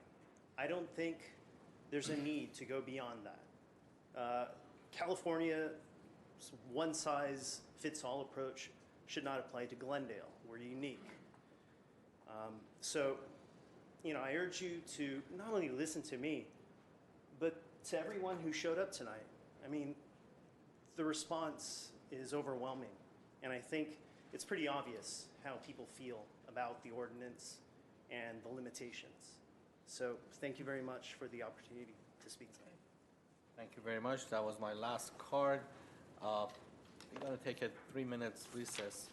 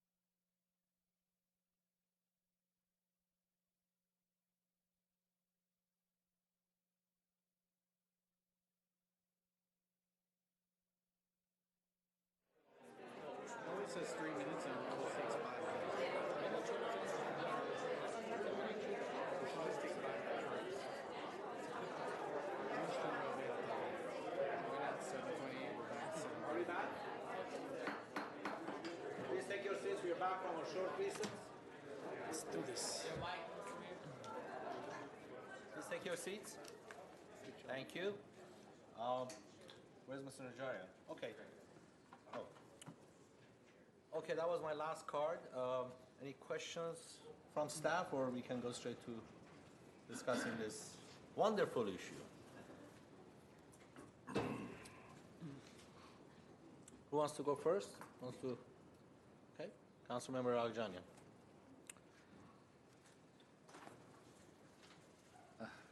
So I want to talk about the ADU, or accessory dwelling units. In my opinion, accessory dwelling units should be given to the family members, the same family member. So not to rent it to a stranger, like I should not rent the unit to a total stranger. I'm in favor of that. City of Los Angeles is saying the ADU can be 1,200 square feet, by the way. And I'm in favor of this ADUs to be out of view, by the way, not right in front of the property. So I would like to see that they are out of view. And as I said, it's important that family member to occupy that ADU. Like parents who are elderly, they want to live with their kids who are older now, or they're, or vice versa. Parents to give the ADU to young kids, like young couples who just married. They're unable to rent a space. This accessory dwelling units is very important for young families. So I want to see that parent to provide them units that in the beginning of their life, they can stay in there and continue until they gather some money to buy their own apartment. And I do not like to see an ADU in front of the building, just to be at the side or further back of the house. But one thing I would like to see is, in my opinion, 500 square feet is very small. When you consider that the only, just for a second, assuming that you have 20 feet by 25 feet building. When we say size 500, means from the exterior, not the interior. So I take that example. So if we have a building which is 20 feet by 25 feet, when you deduct, even you have 1 foot wall, then the person does not have 500 square feet. He has 400 square feet. This is without interior walls. So if we want a family to be comfortable in that house, so he starts with 400 square feet, then he has to put wall, if there's a kitchen, bathroom should have some walls. So you end up with very small area. I do not want to suggest a big space, of course, but I would like to see that they have at least the 500 square feet. Even they can't have that, but at least close to 500. Generally, when you put the walls, deduct the walls, the family will end up with something like 420 square feet of property. So what I suggest, as I said, City of Los Angeles is offering this affordable accessory dwelling units up to 1,200. I would like to see 600 square feet rather than 500, because after we deduct the walls and the dividers and this and that, at least family should be able to have 400 square feet of living space. So my suggestion is to have dwelling units up to 600 square feet. That will include the walls and dividers and everything else. So my suggestion is from 500 square feet to go to 600 square feet. Thank you. Councilmember Devine? Well, first of all, I want to thank staff and the Planning Commission, focus groups, everybody that was involved in drafting this ordinance amendment. Also, I want to recognize and thank all of the people that sent emails over the last couple of weeks. I have to say it was an inundation, but believe me, well appreciated. I think we all have to remember certain things that we have to keep in mind the decision that we have to make. First of all, this is a mandate, Mr. Hoffman. It is a mandate. We're obligated to permit these ADUs to be built. But we can set parameters for our community in their construction. And we have to remember the intent of the legislation. And I feel it's our responsibility, my responsibility, to maintain the integrity of our neighborhoods and to be very mindful of the negative impacts that may occur with the ADUs. We have to use this ordinance to mitigate those impacts and to preserve the quality of our neighborhoods and the quality of life. I think we have to, and I agree with some of the speakers that said, we have to start in a conservative manner, not just go and let everyone do whatever they want to do. I think we have to really look at this carefully.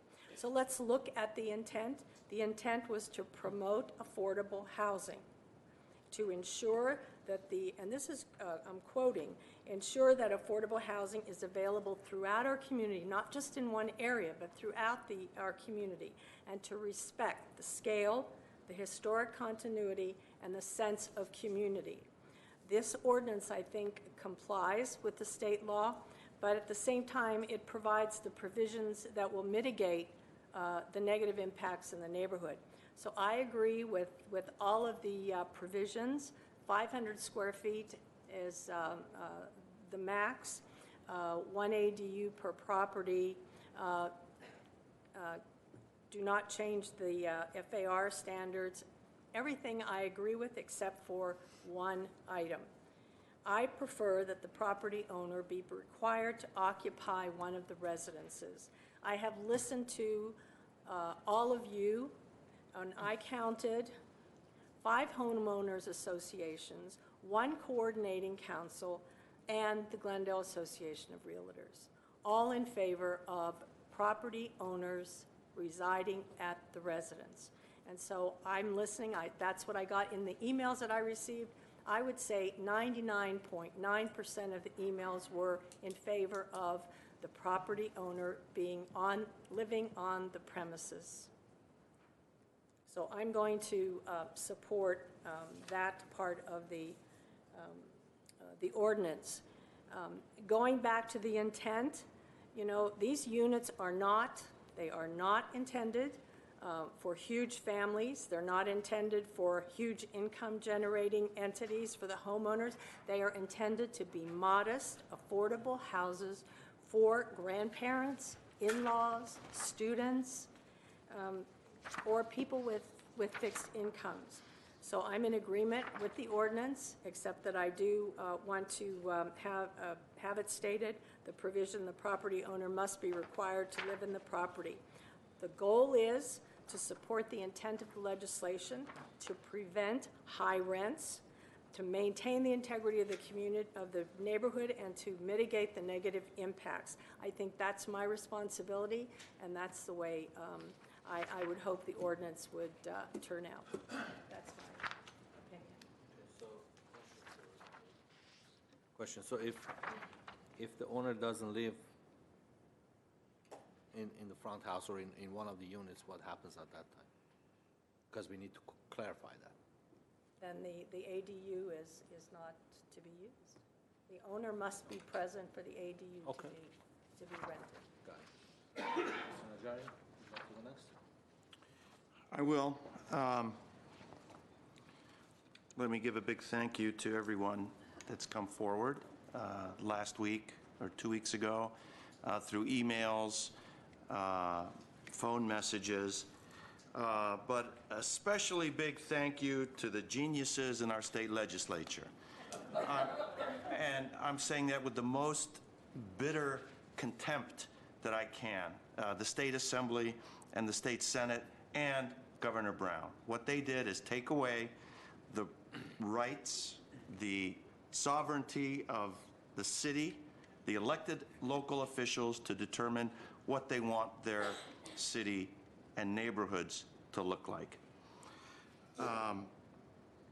It's clear that without this state legislation, don't for 1 minute think that any one of us would be putting forth a zoning amendment to permit duplexes in single-family residence neighborhoods in the R1 and the R1R zone.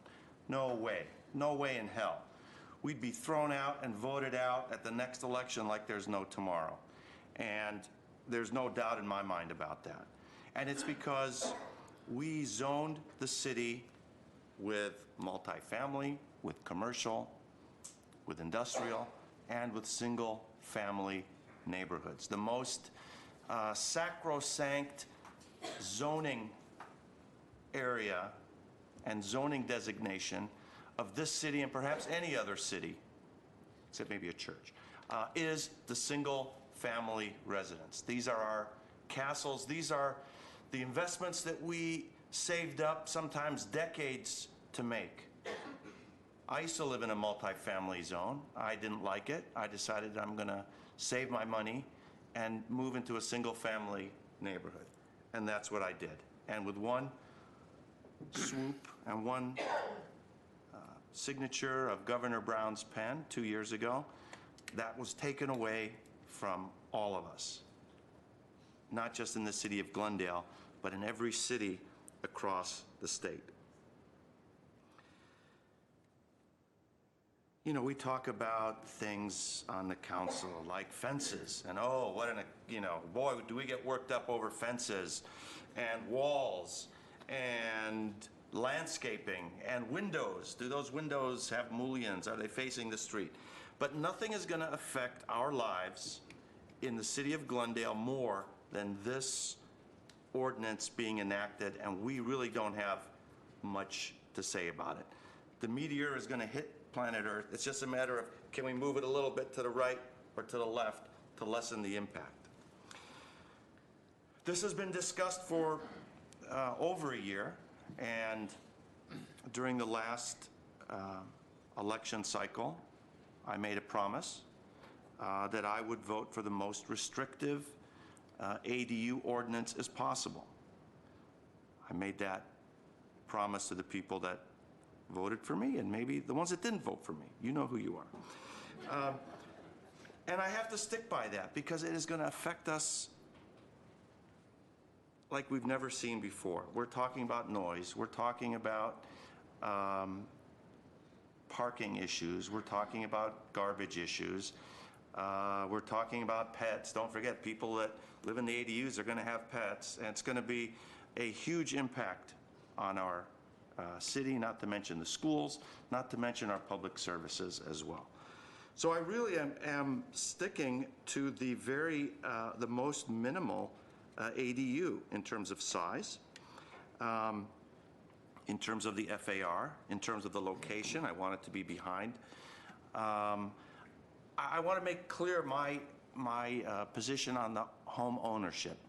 I do not want two non-property owners to be renting on the same piece of land. In other words, I don't want a renter in the front, and I don't want a separate and distinct and separate individual renter in the back. However, if there's one family that wants to rent the entire property and not have a separate lease and not have any separate and distinct non-relationship, I think that family or renter should be able to rent the entire property. I don't want two separate renters on the same lot. Now, when I talk about 500 square feet, in my mind, 500 square feet means 500 square feet of living space. Now, I understand that is not necessarily the way it is calculated, Kristen. Kristen says, no, you actually this goes on what Councilman Agajanian was saying, that you are measuring from the exterior dimensions of a wall. And I'm not a builder, but I imagine walls are at least 6 inches, a foot on each side. Yes. So if I wanted to have 500 square feet of living space, because that's how I calculate living space. When you rent an apartment, how big's your apartment? You measure it from the inside. When I rent an office, it says, how big is it? When you buy a condo, how big's your condo? It's all measured from the inside. So my question is, what would the exterior footprint be if I wanted to give 500 square foot of living space? Don't calculate walls or cabinets or any of that other closet sort of stuff. Are we talking about 560 square feet or more of exterior footprint? Taking into account that it is going to be an estimate, because based on Yes. what we have. Give us an idea, please. Right, I mean, there's different building styles. Quick, design it now. At a 25 by 20 footprint, if you will, so that's a 500 square foot footprint. If that's a So wall. that turns into 27 by 22? No, I go with my 500 square foot footprint. Okay. And you factor out the wall, you roughly lose 90 square feet from that 500. So the 500 comes 410. So you're down to. So what gives us 500 square feet of living roughly space? 30 by 20, which is a 600 square foot footprint, you lose 100 in the walls. Okay. That's the number that Mr. Agajanian, our engineer, came up with. That's right. Okay. That's what I say. Very quick and dirty. That's our minimum for affordable housing, so it's. I'm sorry, what? It's our minimum, isn't it, for affordable housing, so it makes The sense. minimum unit size for The 600 or the 500 square? 600. But when we say affordable, see, when we talk about units, let's say they're all those crazy units they're building on Central and Brand. When we say how big are those units, they give us a figure of like 400 square feet. That's interior dimensions. So I'm committed to a 500 square feet of living space.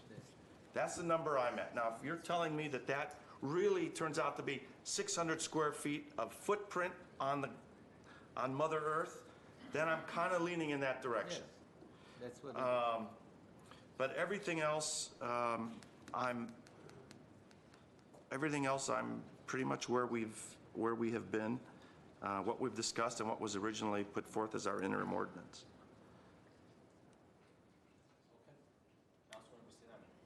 Councilmember Sinani. Thank you, Mr. Mayor. So this issue has been discussed and discussed over and over and over again, and we've heard a lot of speakers speak on it. I'm going to try to keep this short. I want to ask staff a couple of questions. How many single-family homes are there in Glendale? You can give me an approximate, within 100. We'll get that. Okay. And how many permits have been submitted since we approved the temporary ordinance? About For ADUs, about 30. Okay. And how many units? I think we have 14,700, but I can be wrong. I think that number's close, around 40,000. 40,000, not Housing units by 14,000. type. 40,000 sounds much more like So it. by type, we have, this says 23,662 units for single-family units, multifamily 44,200. Okay. Then we've got senior. So single-family homes, 20 how many? 20? Okay, 23,662. so 23, let's say 23,000 homes, and only 30 applications for ADUs in a how many month period? 30 applications have been submitted since when, Phil? Yeah. Since when? Since when? When was it? Since the interim ordinance, which was a year When ago. was the interim ordinance? That's what that was. It went into effect in February. February, so in almost a year, 11 months. Okay, so there's no like epidemic of people just rushing to our planning department submitting their papers for permits for ADUs. Okay, so because we're talking about Pandora's boxes of just horrible problems, everyone's going to start building ADUs. That's not happening, because I think a lot of single-family homeowners, me for example, would not change my home or my property by adding an extra unit to it, because that would be a fundamental change to a home that I love and I enjoy. I don't, again, I don't think there is this overwhelming urge out there to create ADUs next to their homes. And I don't agree with sort of making light of why the legislature and the governor took this step. Not because I don't kind of, sort of resent them taking away our decision-making power and imposing on us this. I do. I mean, it's not a pleasant thing, but there is a reality of a housing crisis in California. And the same people who were in municipal government previously then ended up in legislature, all of a sudden forgot their municipal experience of listening to their residents, listening to the homeowners, and not building more, limiting, development. They go to to the state level. They go to Sacramento, and all of a sudden, they're thinking about the bigger picture, and they're passing, statutes like this where they're imposing things that they would never do when they were local electeds. So, having said that, why are these ADUs here? They're here to help with the housing situation, but not to create a larger rental market, to add rental units out there. I know that people apparently are doing that. They are renting out their granny flats, but to me, it's for the granny. It's for granny. It's for your elderly mother. It's for your kid who in the 1980s would have moved out, and then you would have not heard from him for a long time. No, they don't do that anymore because real estate is so expensive. It's so hard to be out on your own. To me, that's what it's for. And I think whatever it is that we do today should be really geared towards that and not towards the rental market. I know that we're saying, we don't want these units to be too big, because then that defeats the whole purpose of adding cheap rental units into the rental market. Again, I don't want to think of it as rental units, because I don't want them to become rental units, because then you're subconsciously accepting the possibility of there being like duplex neighborhoods in our single-family home neighborhoods, which is not anything that we want. So a gentleman spoke, I think his name, I wrote it down, Brian Mansell. I don't think he's here anymore. He left, and he was talking about his father-in-law who's suffering from colon cancer and why he needed an ADU for his father-in-law. And I said, and he said, I think my own father is suffering from early onset Alzheimer's. So this man is, the perfect candidate for having an ADU, who's, and who has a real issue with the size, because he said, well, whatever you're considering, make sure that it's ADA accessible, because people who are likely to need it are likely to need the accessibility, the ADA accessibility. A lot of people like that also need caretakers to be physically present in the room for long periods of time. Well, you need space for that. I mean, human beings need space. That's how it works. And for that reason, I agree with my colleagues, Councilmember Alajanian and Najarian, that the 500 foot, I'm okay with the 500 square feet, so long as it's the living space. The living space of 500 square feet, if that means a total footprint of 600, I support that. Of all the other issues out there, I mean, I agree it shouldn't be allowed in the front yard. That would completely aesthetically ruin our neighborhoods. No, that's a big no. The last issue that I do want to talk about is this requirement that the owner has to be on the grounds in order for the ADU to be usable. I think that makes, I'm sorry, with all due respect, makes no sense whatsoever. It's just not logical.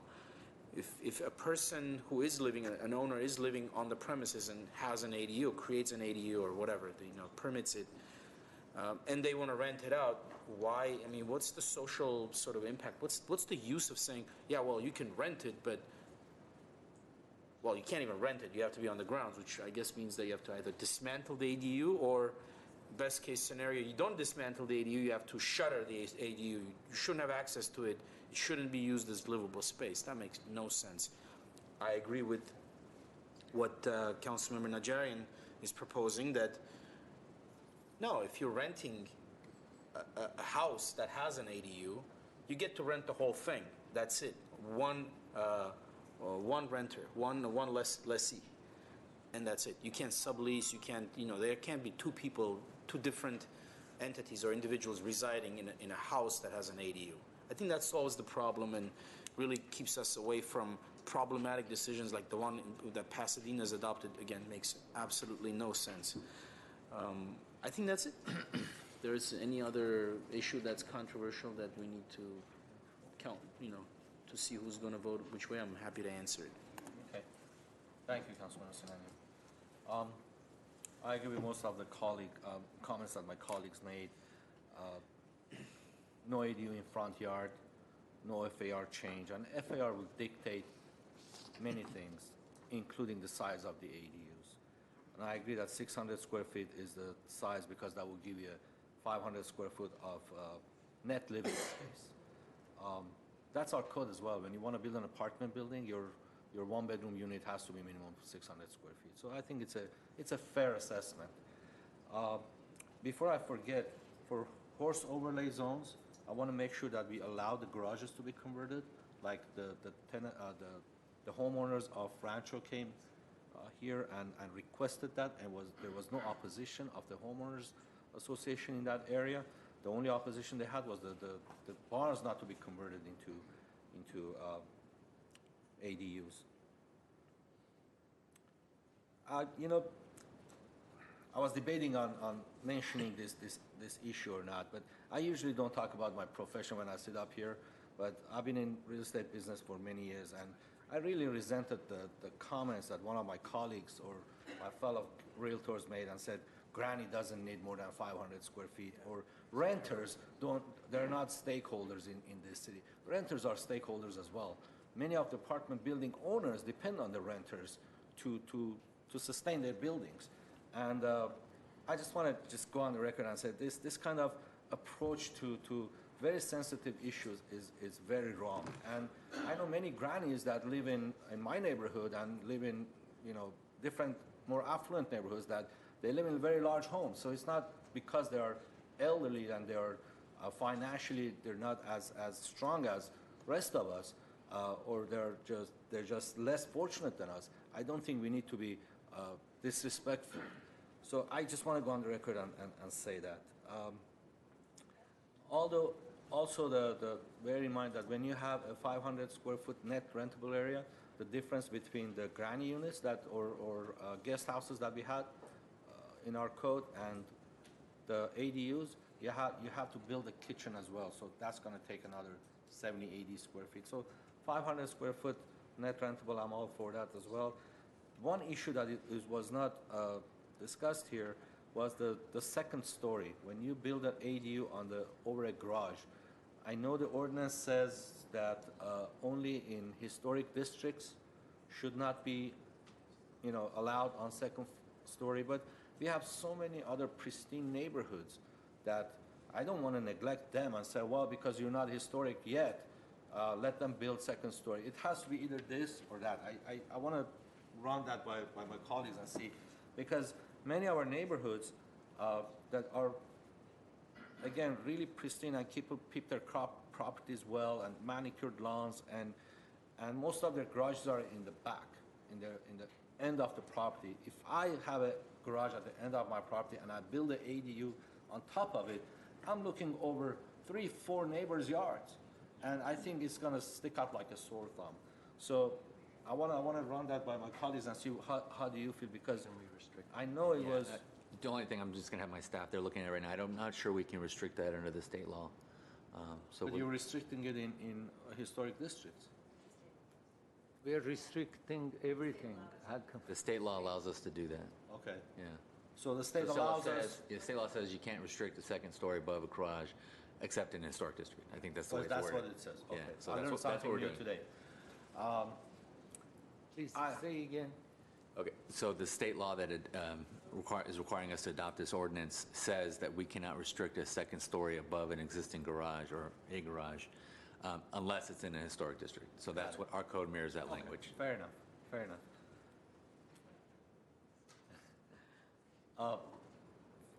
Fair enough. Thank you for the clarification. I didn't know that. So But I hope that the option that we are giving to our residents, the 600 square feet gross area, will give them an incentive to not to build over their garages and build on the ground level if possible, because I think that's going to ruin a lot of neighborhoods. We've been really, yes, Mr. Alexander. So could you restrict the windows if just somebody comes to build on top of a parking garage? Do our design review standards limit the placement of the windows? The design standards in this code amendment? It doesn't make sense. You put all the windows around your second level, watching everybody I think around. the architectural compatibility is all that's applied to the second story above a garage. So as long as it meets the 5-foot setback from a property line, there's a potential to have a window on that side that faces the property line. In other words, the state law does not allow us to implement those privacy concerns that we have in other sections of our code. It's only compatibility. Welcome to California. Thank you again, our state legislators. It just made it very easy on us. And again, this is not something, it's not our idea. I'm confused. Yes, Mr. So if somebody wants to go on top of the garage to put windows on each side, that's possible? Yes.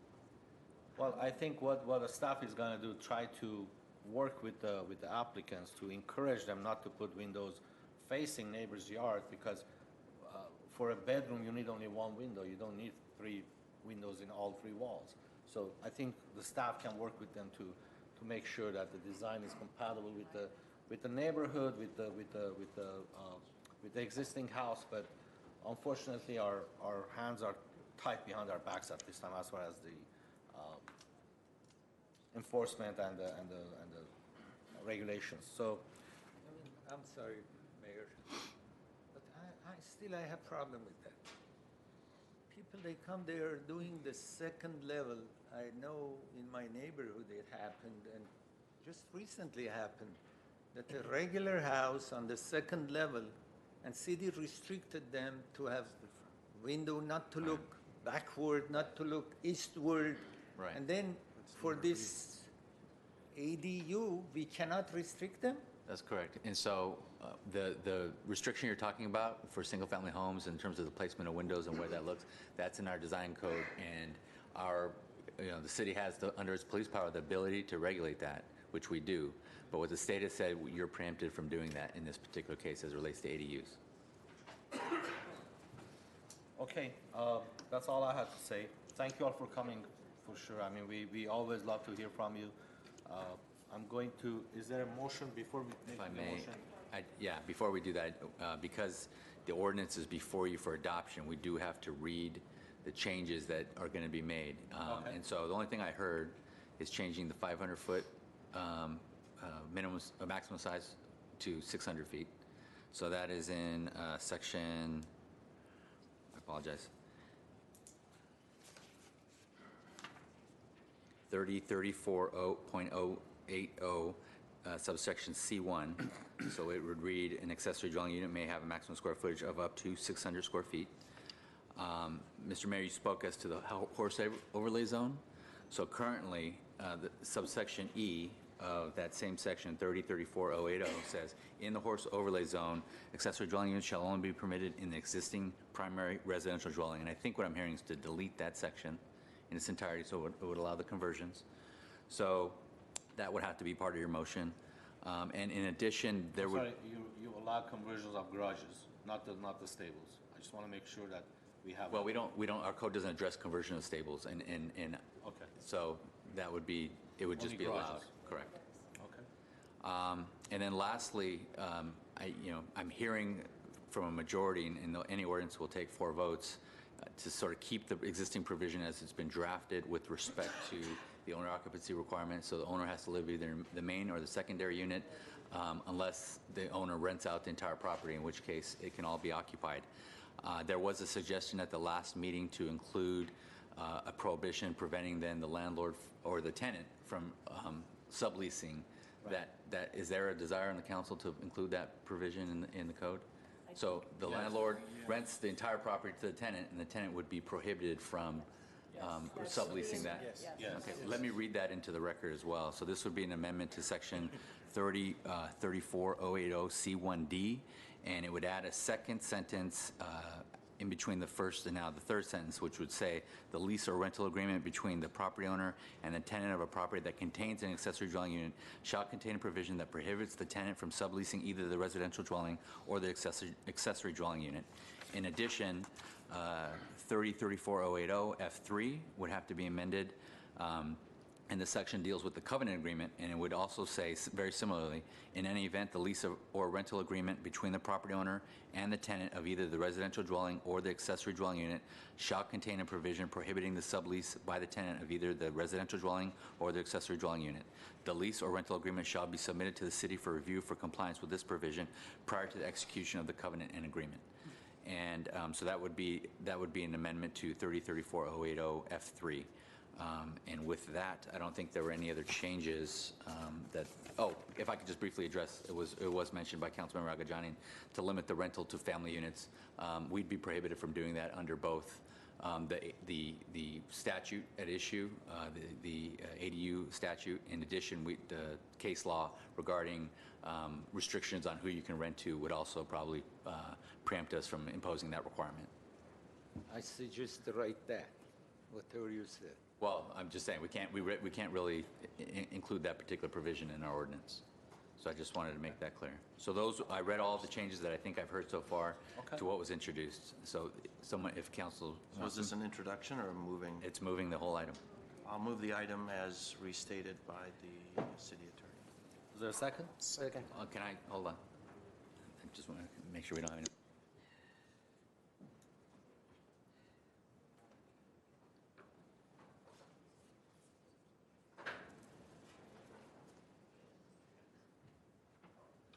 My apologies.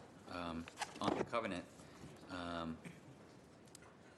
the last sentence I read of 3034-080F3, the last sentence, it should, rather than the lease shall be submitted, it should be the form of the lease or rental agreement. It shall be submitted to the city for review for compliance with provision prior to the execution of the covenant agreement. And that's only because you're going to have the permits issued for the ADU before you have any leases entered into. That'll be the motion as reread. Sorry, clarify that one more time. So the way I read it originally, you have to submit your lease before you got your permit, but in almost all cases, you're going to be applying for your permits first, and then if an owner later is going to rent out the entire property, they're going to be doing that later. So it's just an agreement by the landlord or the property owner ahead of time to say, here's the form of the lease that I will execute before I execute any leases. The form Right. of this. Okay, very good. So we have a motion and a second. Roll call, please. Council members Agajanian, Yes. Devine, Before I place my vote, I'm going to, actually, I'm going to vote no on this because I really believe we should require the owner to live on the property. So my vote is no. I would have compromised the 600 square feet. I think that's fair. But the other one I cannot, so no. Najarian, Yes. Sinanian, yes. Mayor Garpetian. Yes.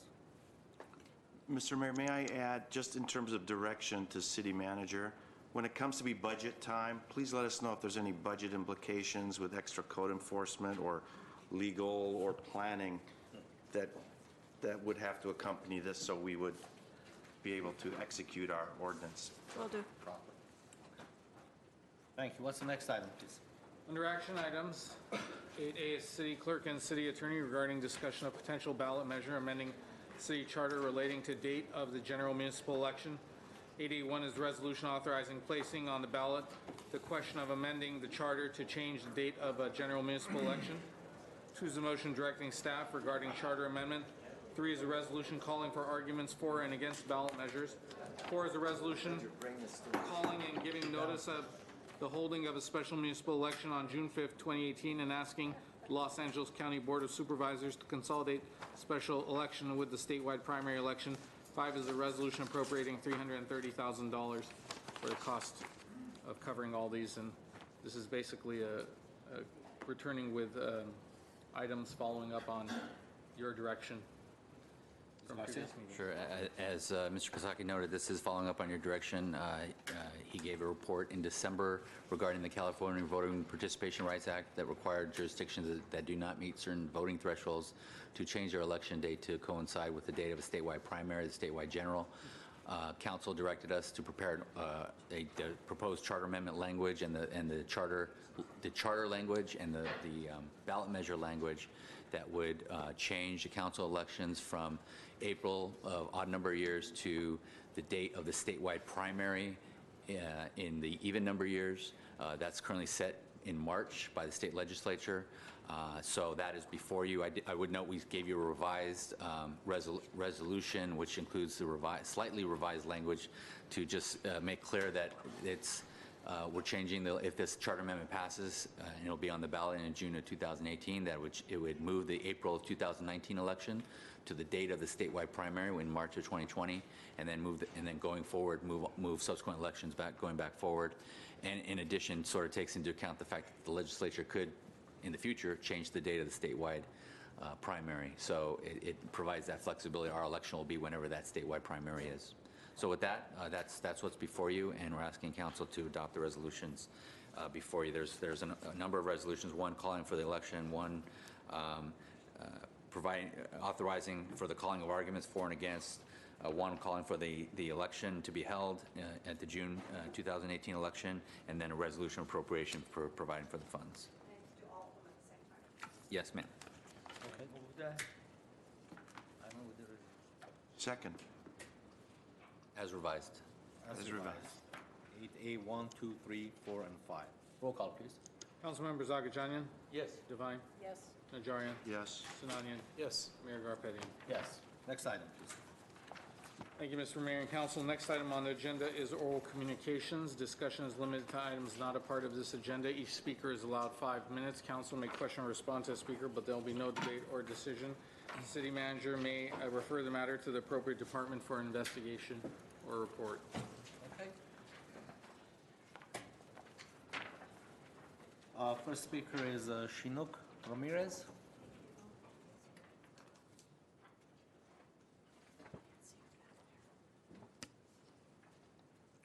Followed by Stephen Weber. Thank you very much. Wow. The theme for this year, 2018, is standing up on your convictions.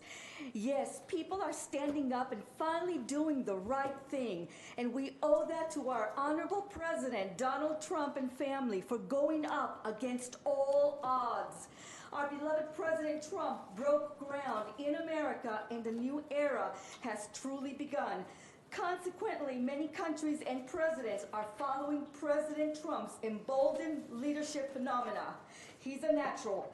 This burning desire to restore our beloved America and heal the American people was not born innately and solely by President Trump himself, but by a greater force that handpicked and chose President Trump, who is high standard and high caliber, robust, feisty, vigorously, and fiercely determined, and a hybrid human being to restructure, reinvent, and reinforce the American principles and integrity, moral ethics, commitment, strength, values, sacrifice, pride, uniquely independent and with life, liberty, justice, freedom, and the pursuit of happiness, without any obstructions or obstacles. To all legal law-abiding American citizens, this is the mission for America. And only he, and he alone, can fulfill this holy and sacred obligation. Yes, he is blessed. May the universe endow you, President Donald Trump and Melania Trump and family, with great wisdom, safety, protection, peace, and love. And now, vibrantly speaking, to all my beloved pilots and the United States military aviators, look alive, for this is your time to shine. Pilots and supersonic studs, tread new directions and beckon the call to your glorious, tantalizing, and healing destiny that awaits you, for it is so long overdue. Blessings to you and your families. We love your talents, brilliance, and hidden inner greatness. Yes, I'm talking to our beloved United States military aviators, including our Blue Angels and Thunderbirds and my Gillespie Daredevils extraordinaire pilots.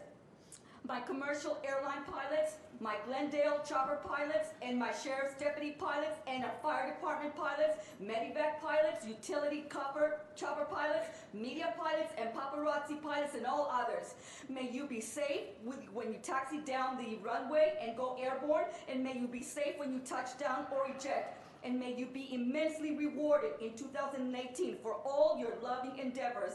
And don't forget to buzz the tower 24/7. Now, more importantly, no DACA, no DACA. We will not reward them for their parents' sins. No amnesty, no asylum. Giving all these DACA dreamers a pathway to citizenship will not change their violent, wicked, diabolical, and vicious confrontational behavior. They will continue to be violent and hostile and demand more subsidies and entitlements. Deport, deport, deport all these combative enemy combatants and start rewarding the homeless United States military veterans and all legal law-abiding American citizens who need to be housed, employed, and healed. The rule of law must and shall be enforced. No more Mickey Mouse shenanigans. This is America, and we must follow the rule of law. God bless America. And lastly, I'd like to make a call to action to the DEA, DMV, ATF, INS, and ICE to investigate the following gangbanging criminal empire felons by investigating the license plate numbers of the following, who are again involved in residential and commercial burglaries, storage units, thefts, assaults, home invasion robberies, vandalism, graffiti, drug and weapon sales, ID mail theft, among many criminal heinous actions. We must report them as well or send them to Guantanamo. The first one, license plate number is 4, V as in victory, U as in umbrella, E as in egg, 147. The next one is 7, U as in umbrella, L as in love, and L as in Lucy, 573. The next is 5, W as in world, I as in India, T as in Tom, 330. The next is 6, M as in Mary, P as in Paul, T as in Tom, 811. And the next is 5, Z as in zebra, E as in egg, J as in Japan, 305. And the next is 6, and N as in Nancy, W as in world, G as in go, 255. And the last one is 8, B as in boy, J as in Japan, Z as in zebra, 481. And again, I want to help eradicate and combat crimes. The police are stressed. They cannot do everything, and God bless them, they try so hard. We must help the police department and help these officers on the street. The gang epidemic is horrendous, no doubt about it, and it has spilled into Glendale. You yourself have said it, the crime has increased. We in Los Angeles are under siege. Coming into Glendale, it is a beautiful city, absolutely, and thank you for keeping it that way. Los Angeles is a zoo and a jungle. God, you know, Garcia has failed. I never did like the guy, but he's failed, and so has Jerry Brown. 2 miserable, corrupted officials that deserve to be sent to Guantanamo and chemically castrated. But having said that, again, I feel as a human being, it is my right to help the police officers and help other from falling victims like myself. If you have the knowledge, you've been through that scenario, pass it on. Avoid them from falling in your same pitfalls. So having said that, God bless America, and this is truly the most beautiful country, and I want to make sure that I am an asset to society. I want to make sure that I can help others and bless others. God bless America and Donald Trump, and we love our pilots. Thank you. Thank you, Ms. Ramirez. Thank you. Stefan Weber, followed by Silva Arian. Stefan Weber first, and then Silva Arian. Good evening, council members. I am the Community Parks Department ambassador for Brand Park. I have some pictures here that I wanted to circulate that were taken in Brand Park recently. Should I hand them to somebody?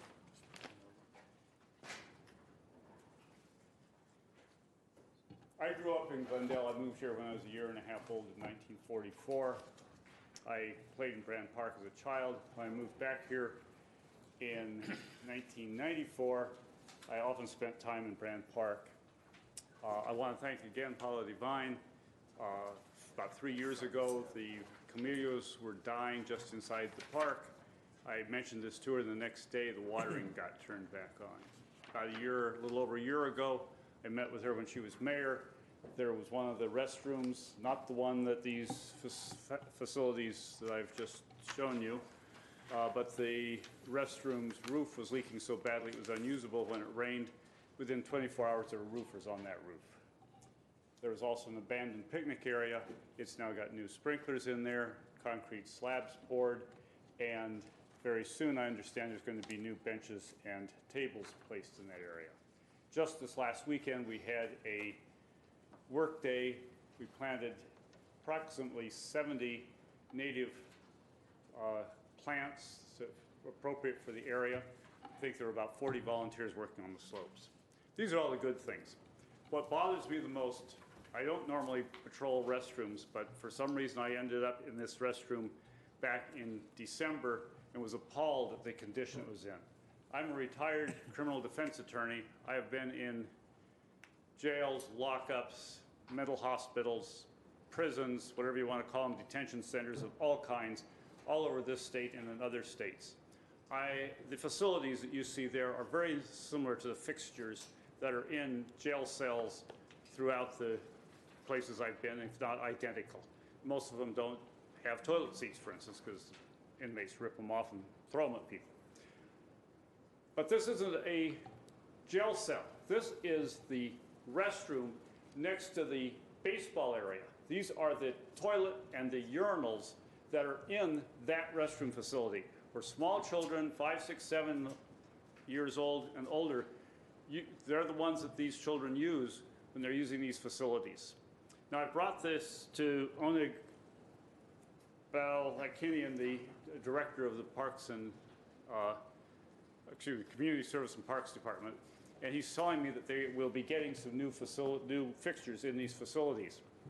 But in the meantime, I am really concerned that nothing's been done to clean these up. There certainly must be somebody in the Parks Department. I understand they have a number of parks, some buildings. I saw the number 46 different facilities. They must be full of restrooms and full of places like that that people know how to clean. You can see from the urinal, for instance, the white buildup at the top is mineral deposits that must have taken years, if not decades, to build up. This is an appalling amount of neglect. This is what people see when they come to visit Glendale and use our park facilities. It is just appalling to me. One reason I now recall why I have even looked into this is as the park ambassador, I have just a meet and greeter. I've got no power. I can't tell somebody to even put their dog back on a leash. But I can ask them what they like about the park. I can say, where are you from and how long did you have to wait to get into the park this morning to grab one of the few picnic tables that are available? And then I ask people what they like, and they like the play area. I'm going to give you the positives. They like the children's play area. They really love the area that was recently rebuilt that has the rubber matting on the bottom. One woman said, well, I bring my little child over here because I went to another park in Burbank, and there was sand, and in the sand there were used diapers. And she says, here, it's just nice and clean. So that's a positive. But then I say, well, what else about the place? They say, well, the things we don't like. And the thing they point out the most is the restrooms. Right behind it is the dirty area around where the picnic tables are. But the biggest complaint are the restrooms. And several people have said, this is the first time we've been to the park, and we're not coming back because of these restrooms. So that's why I'm here tonight. I have finally reached the point where I've talked to people and I've been bringing up these restrooms for 2.5 years since I became the ambassador in July several years ago. And nothing's been done. And certainly somebody knows what sort of chemicals or what kind of pressure washer or what can be done to get these things clean, and knows where you can find a toilet seat to replace that one that's obviously been missing for a long time. You can see the rust mark where the seat was one time years ago and has now been ripped off. Thank you, sir. Ms. Spears, can you? Yes, Mr. Mayor, members of the City Council, we thank Mr. Weber for all of the volunteer hours that he gives the City of Glendale at Brand Park. The restroom facilities for Brand Park are scheduled to be replaced as part of the capital improvement project budget for the 18-19 budget, number one. And I think Mr. Bulanikian has shared that with Mr. Weber. Now, in terms of cleaning it, Mr. Weber, absolutely, we need to look into products that would help us get from now until we actually replace the restrooms, and we will look into those. It's the first time that I've seen these photos, and I'm a user of Brand Park because my son plays Little League there often, and I use the women's restroom. He uses the boys' restroom, and so we're users of that park as well. So we will definitely look into how the urinals and the toilets can be cleaned so that they don't look the way that these photos do. As it relates to actually toilet seats, typically in many of our parks we don't have toilet seats, and you can imagine why. There are issues in the prison system, as you mentioned, Mr. Weber, but there's also issues in a municipal park as it relates to vandalism and the things that happen with toilet seats in open areas. And so typically we don't have toilet seats in our parks. But we'll follow up, and thank you for coming tonight. Certainly. I will be back after a month or so and see how things have developed. Thank you, Thank thank you you, for your thank you, time. sir, thank you. Silva, followed by Eden Pearson. Good evening, Mayor, City Council, men and women. So nice to meet with you all. My name is Eileen Tharachinian, and this is my mother, Silva Arian. And the reason we are here today is because of our parking situation that we have on our street. If you are all familiar with Pacific and Dryden, it's a very crowded area. At the corner of Pacific and Dryden, on the street we live in, there is a big medical building. Across there is a local market that a lot of people go to work there. There's restaurants on Pacific Avenue very close by. So everybody who works there parks on our street. And so you could just imagine how difficult it is for us who live on the street. There is no parking for us to park on our own street. Any hour of the day, at night. I'm a hospital employee. I work at the hospital. I get called in at 2, 3, 4 in the morning, 5 in the afternoon on emergency basis, and I have trouble finding parking. And so what we did was our front house, the front, we took out the grass and we put concrete, and we left 1/3 of it with grass, and the rest we put concrete so we could have comfortable parking space for us. And so Jerry Walton from the city came and told us that it needs to be 50% grass. So our issue is that basically that, I mean, we really need the parking space. So if the city of Glendale could grant us that privilege to keep our parking space that we need. I mean, we really want a solution. That's why I'm here. Anything that you guys could think of that will help us. This is a really big problem for, I mean, it's not just my family that suffers from this parking situation. It's our neighbors. Every one of us, we have a complaint because these people who work in these buildings, in these restaurants, in these stores, they all park on Dryden. I mean, they can't find any other parking. At 2 in the morning, if I get called into the hospital, I have to park on Glen Oaks, and I have to walk at 2 in the morning all the way to Glen Oaks and then walk back to my house. At 2 in the morning as a young girl, I don't feel safe doing that because there's no parking on my street. Our parking is such a big problem. It's not like we can even have parking permits. If that's an option, we're open to it. But we really just want to keep what we have, the little space we have in front of our house. So that's our main reason for coming upon you all today. All right, leave your information with the city clerk. Okay. They will contact you, take a look at it, Okay. And let you know what they can What or cannot. information do you need? Do you need any picture or any? Not us, because we don't make that decision here today. We're here just to listen to you and listen to your concerns, and leave your information with the city clerk, the planning department, and the code enforcement, or whoever the inspector that came to your house. Yes. Will contact you and let you know what your options are and try Alright. to help you out. Because he did come and he said that 50% of it needs to be grass. So that's Right. not really a solution for us. Right. I don't know if that's the case or not, but maybe if you have a seat, maybe Phil, our planning director, can give you a little bit of information tonight, but they will contact you again in Awesome. the next few Thank you so much for your time. Thank you. Mr. Lazarus? Mr. Mayor, it is a requirement that 50% be live material, 50% can be non-live, concrete if you want. However, you're unable to park in your front setback. So even if it were to be 50-50, that wouldn't solve their problem. But we will take their information and get back to them about preferential parking in the neighborhood so that it becomes permit parking. Okay. So we'll contact. Hi, my name is Eden McPherson, and I'm coming here to speak to you about the signs, the welcome signs in Lockerson. I've talked to a lot of people, and I've lived in that community all my life, in either one side of Locker Center or the other. And one of the things that I love so much about that area is that it all does feel like one community. And what a lot of people feel like when the Glendale signs got put in was that it was trying to divide the community, like trying to separate the two sides, like saying, you know, this is a separate area from the other. I love living in Glendale. I really love that I have nice sidewalks and street lights and, you know, good electricity and my sanitation services. That's really great. I love that. But I also love being a member of Locker Center. And so the thing that bothers me about having the sign that says Glendale is it feels like it's separating us. And there was a petition that went around online, and I know it's not a petition that would be legally binding or something that would happen, but over 1,600 people signed that petition to say that they would rather not have a sign that says welcome to Glendale. And I think the issue goes to the fact that Glendale feels like downtown Glendale, and it feels like it's trying to say, you're not part of your community, you're part of this larger city. And it goes to trying to take away the identity of that small area. Just like Sunlit Tahunga is an area, and it's got a really, you know, great community base. But they're Sunlit Tahunga, but they're actually part of Los Angeles.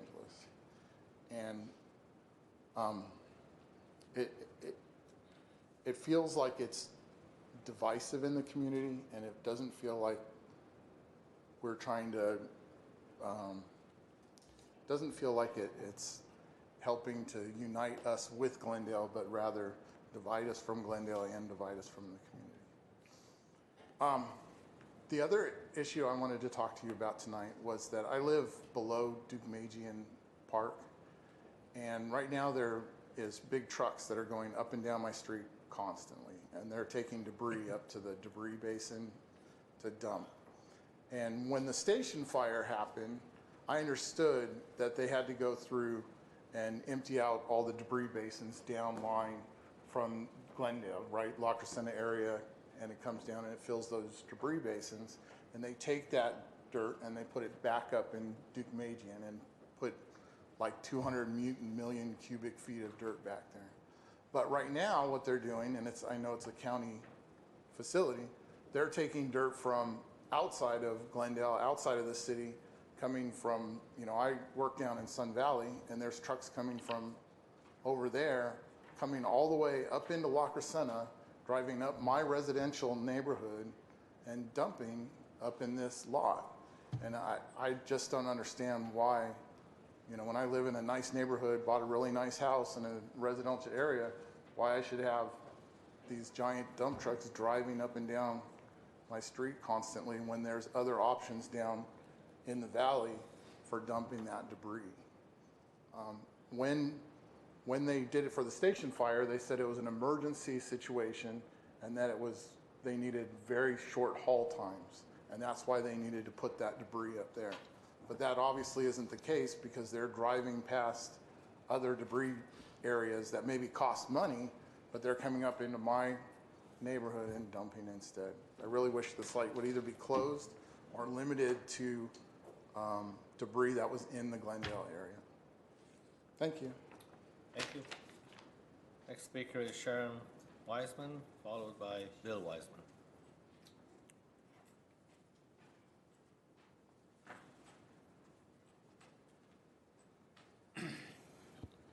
Thank you, Mayor Garpetian. I'm Sharon Weissman from far north Glendale, and I have to say it was harder than usual to come here this evening because that gorgeous full moon was rising and the sunset was happening and LA was sparkling, and I really wanted to go north up to Duke-Magian and watch it, but we came south here anyway. And I'm very glad that some other of my neighbors from far north Glendale did come out tonight to speak. And I hope it's the beginning of a trend of more participation. And they all, I'm sorry most of them left already, they all should stay and look at and be sure to look at the city's recently added facts and rumors entry about this issue, about the monument signs, and they will learn that the reason for them was to beautify the boulevard. They're an outgrowth of the North Glendale Community Plan, and that's all linked there. You can look that all up. They're not only to beautify the boulevard and to help businesses, but I think personally that the signs are not a safety issue. It's speeding that's the problem. That's the problem. The monument signs are there to help and not harm. I think, especially when they're completed, and it was very unfortunate, the contractor flaked out and they weren't installed properly to start with, and there were problems. But actually, I'd rather have the speeder who claimed to have been asleep at 4 in the morning knock out a sign than hit another car or go over the sidewalk. If you're ever up there, if you notice on the northwest corner of Boston and Foothill, very close to that sign, there's a blue retaining wall, and it's been crushed again recently since the signs went up. So cars are speeding on Foothill going off in all directions. And I think this will help. And I think when they're completed, of course, they'll be more visible. Coming up tonight, I noticed reflectors and striping had been put in the one at Pennsylvania. I didn't know about the other one. So improvements are already in progress. And when they're completely done, I think they'll be more happy. And I'm sorry the speaker who was concerned looking at the view, perhaps he doesn't know that the county, the unincorporated portion of La Crescenta, that is from Pennsylvania east to Ocean View, is slated to have medians in there too. And I don't remember the exact design, but they will be soon on the CV Town Council website, which is undergoing update now, so we can't actually look at the view, but look at what they're going to look like. But they will be there. And when the signs were done, along the facts and rumors page will also help them understand all the publicity that was done, all of the outreach, the design contest that designed it. And coincidentally, I guess, the LA County employee who is working on their medians is the winner of our design contest. So I hope there'll be some compatibility there. And again, with the medians that already exist in the La Cañada Flint Ridge segment of Foothill, which is further east of Ocean View, and there have been medians there for many years. And again, the intent was not to divide, and personally, it's been hard for the last 18 months since when they were approved back in May of 2016. There was a lot of publicity, and I still don't understand how being welcomed is threatening or insulting or trying to take something over. And I will note, it's totally unscientific, but when a merchant in that stretch of Foothill put up the first Facebook picture of the sign saying, look, they're here, and then the negative comments started coming in, and granted, the negative comments, there are way more comments negative than positive, but if you look, the first 2 weeks that thread was percolating, the likes were running 60%. The mads and sads were only running 40%. Subsequently, there have been many more threads, many more things, many ridiculous speculations of what's the hidden agenda. Just wanted to say welcome to our neighbors, and I hope people, when they're finished, when they're in, it will help traffic, help that, and I hope people will realize a road sign doesn't threaten your identity. Anybody who wants to feel La Crescenta in their heart, please still do. It's not a threat, not a danger, and I hope things settle down. And thank you so much for listening to everybody, and thank you for listening to us years ago when we asked for something to beautify Foothill. We really appreciate it. Bill Wiseman, that's my last card.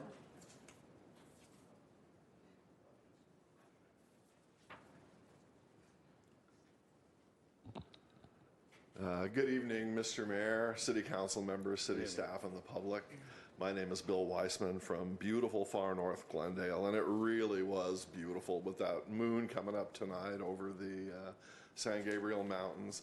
I haven't decided yet if I'm going to stay up all night to watch the eclipse or go to bed and get up early, but in any case, as a member of the Historical Society of the Crescenta Valley, in our most recent newsletter, what they do is they publish articles from old newspapers in the area. And so in the latest newsletter, there's a republished article from the Crescenta Valley Record of January 1948. So this is 70 years ago, right? 1948. And the article says, the residents of Crescenta Highlands, identified as the neighborhood between Lowell and Pennsylvania, are having a community meeting to discuss the problem of speeding on Foothill Boulevard. So speeding on Foothill Boulevard is not a new problem by any stretch of the imagination. It's been a problem in our community for years and years and years. And in fact, we continue to have situations where we've had fatal accidents on Foothill Boulevard where the primary component of the accident is speed. Last summer, there was a young man, 19 years old, on a motorcycle who died close to the intersection of Foothill and New York. And in fact, if you drive by that intersection, there's still a little shrine with candles and stuff on the corner. You know, we hate to lose our young people, but we also have to recognize that if they're going to be driving a motorcycle 60 miles an hour on Foothill in a 40-mile-an-hour zone, we're going to have these fatal accidents. And strangely enough, the thing that kind of bothers me the most is that, you know, with the issue of the monument signs, we've had dozens of people, you know, boy, you should see everyone was very polite today, but you should hear what they say on Facebook about the city of Glendale and Glendale staff and our council members. I'm not going to repeat any of that here, but I don't see hundreds or thousands of people signing petitions to do something because of this kid that was killed on Foothill. No, they're concerned with being welcome to Glendale, and they are offended by that. And as my wife said, I don't understand that either. I'm not very impressed by the petition for several reasons. A lot of the names on it are fake.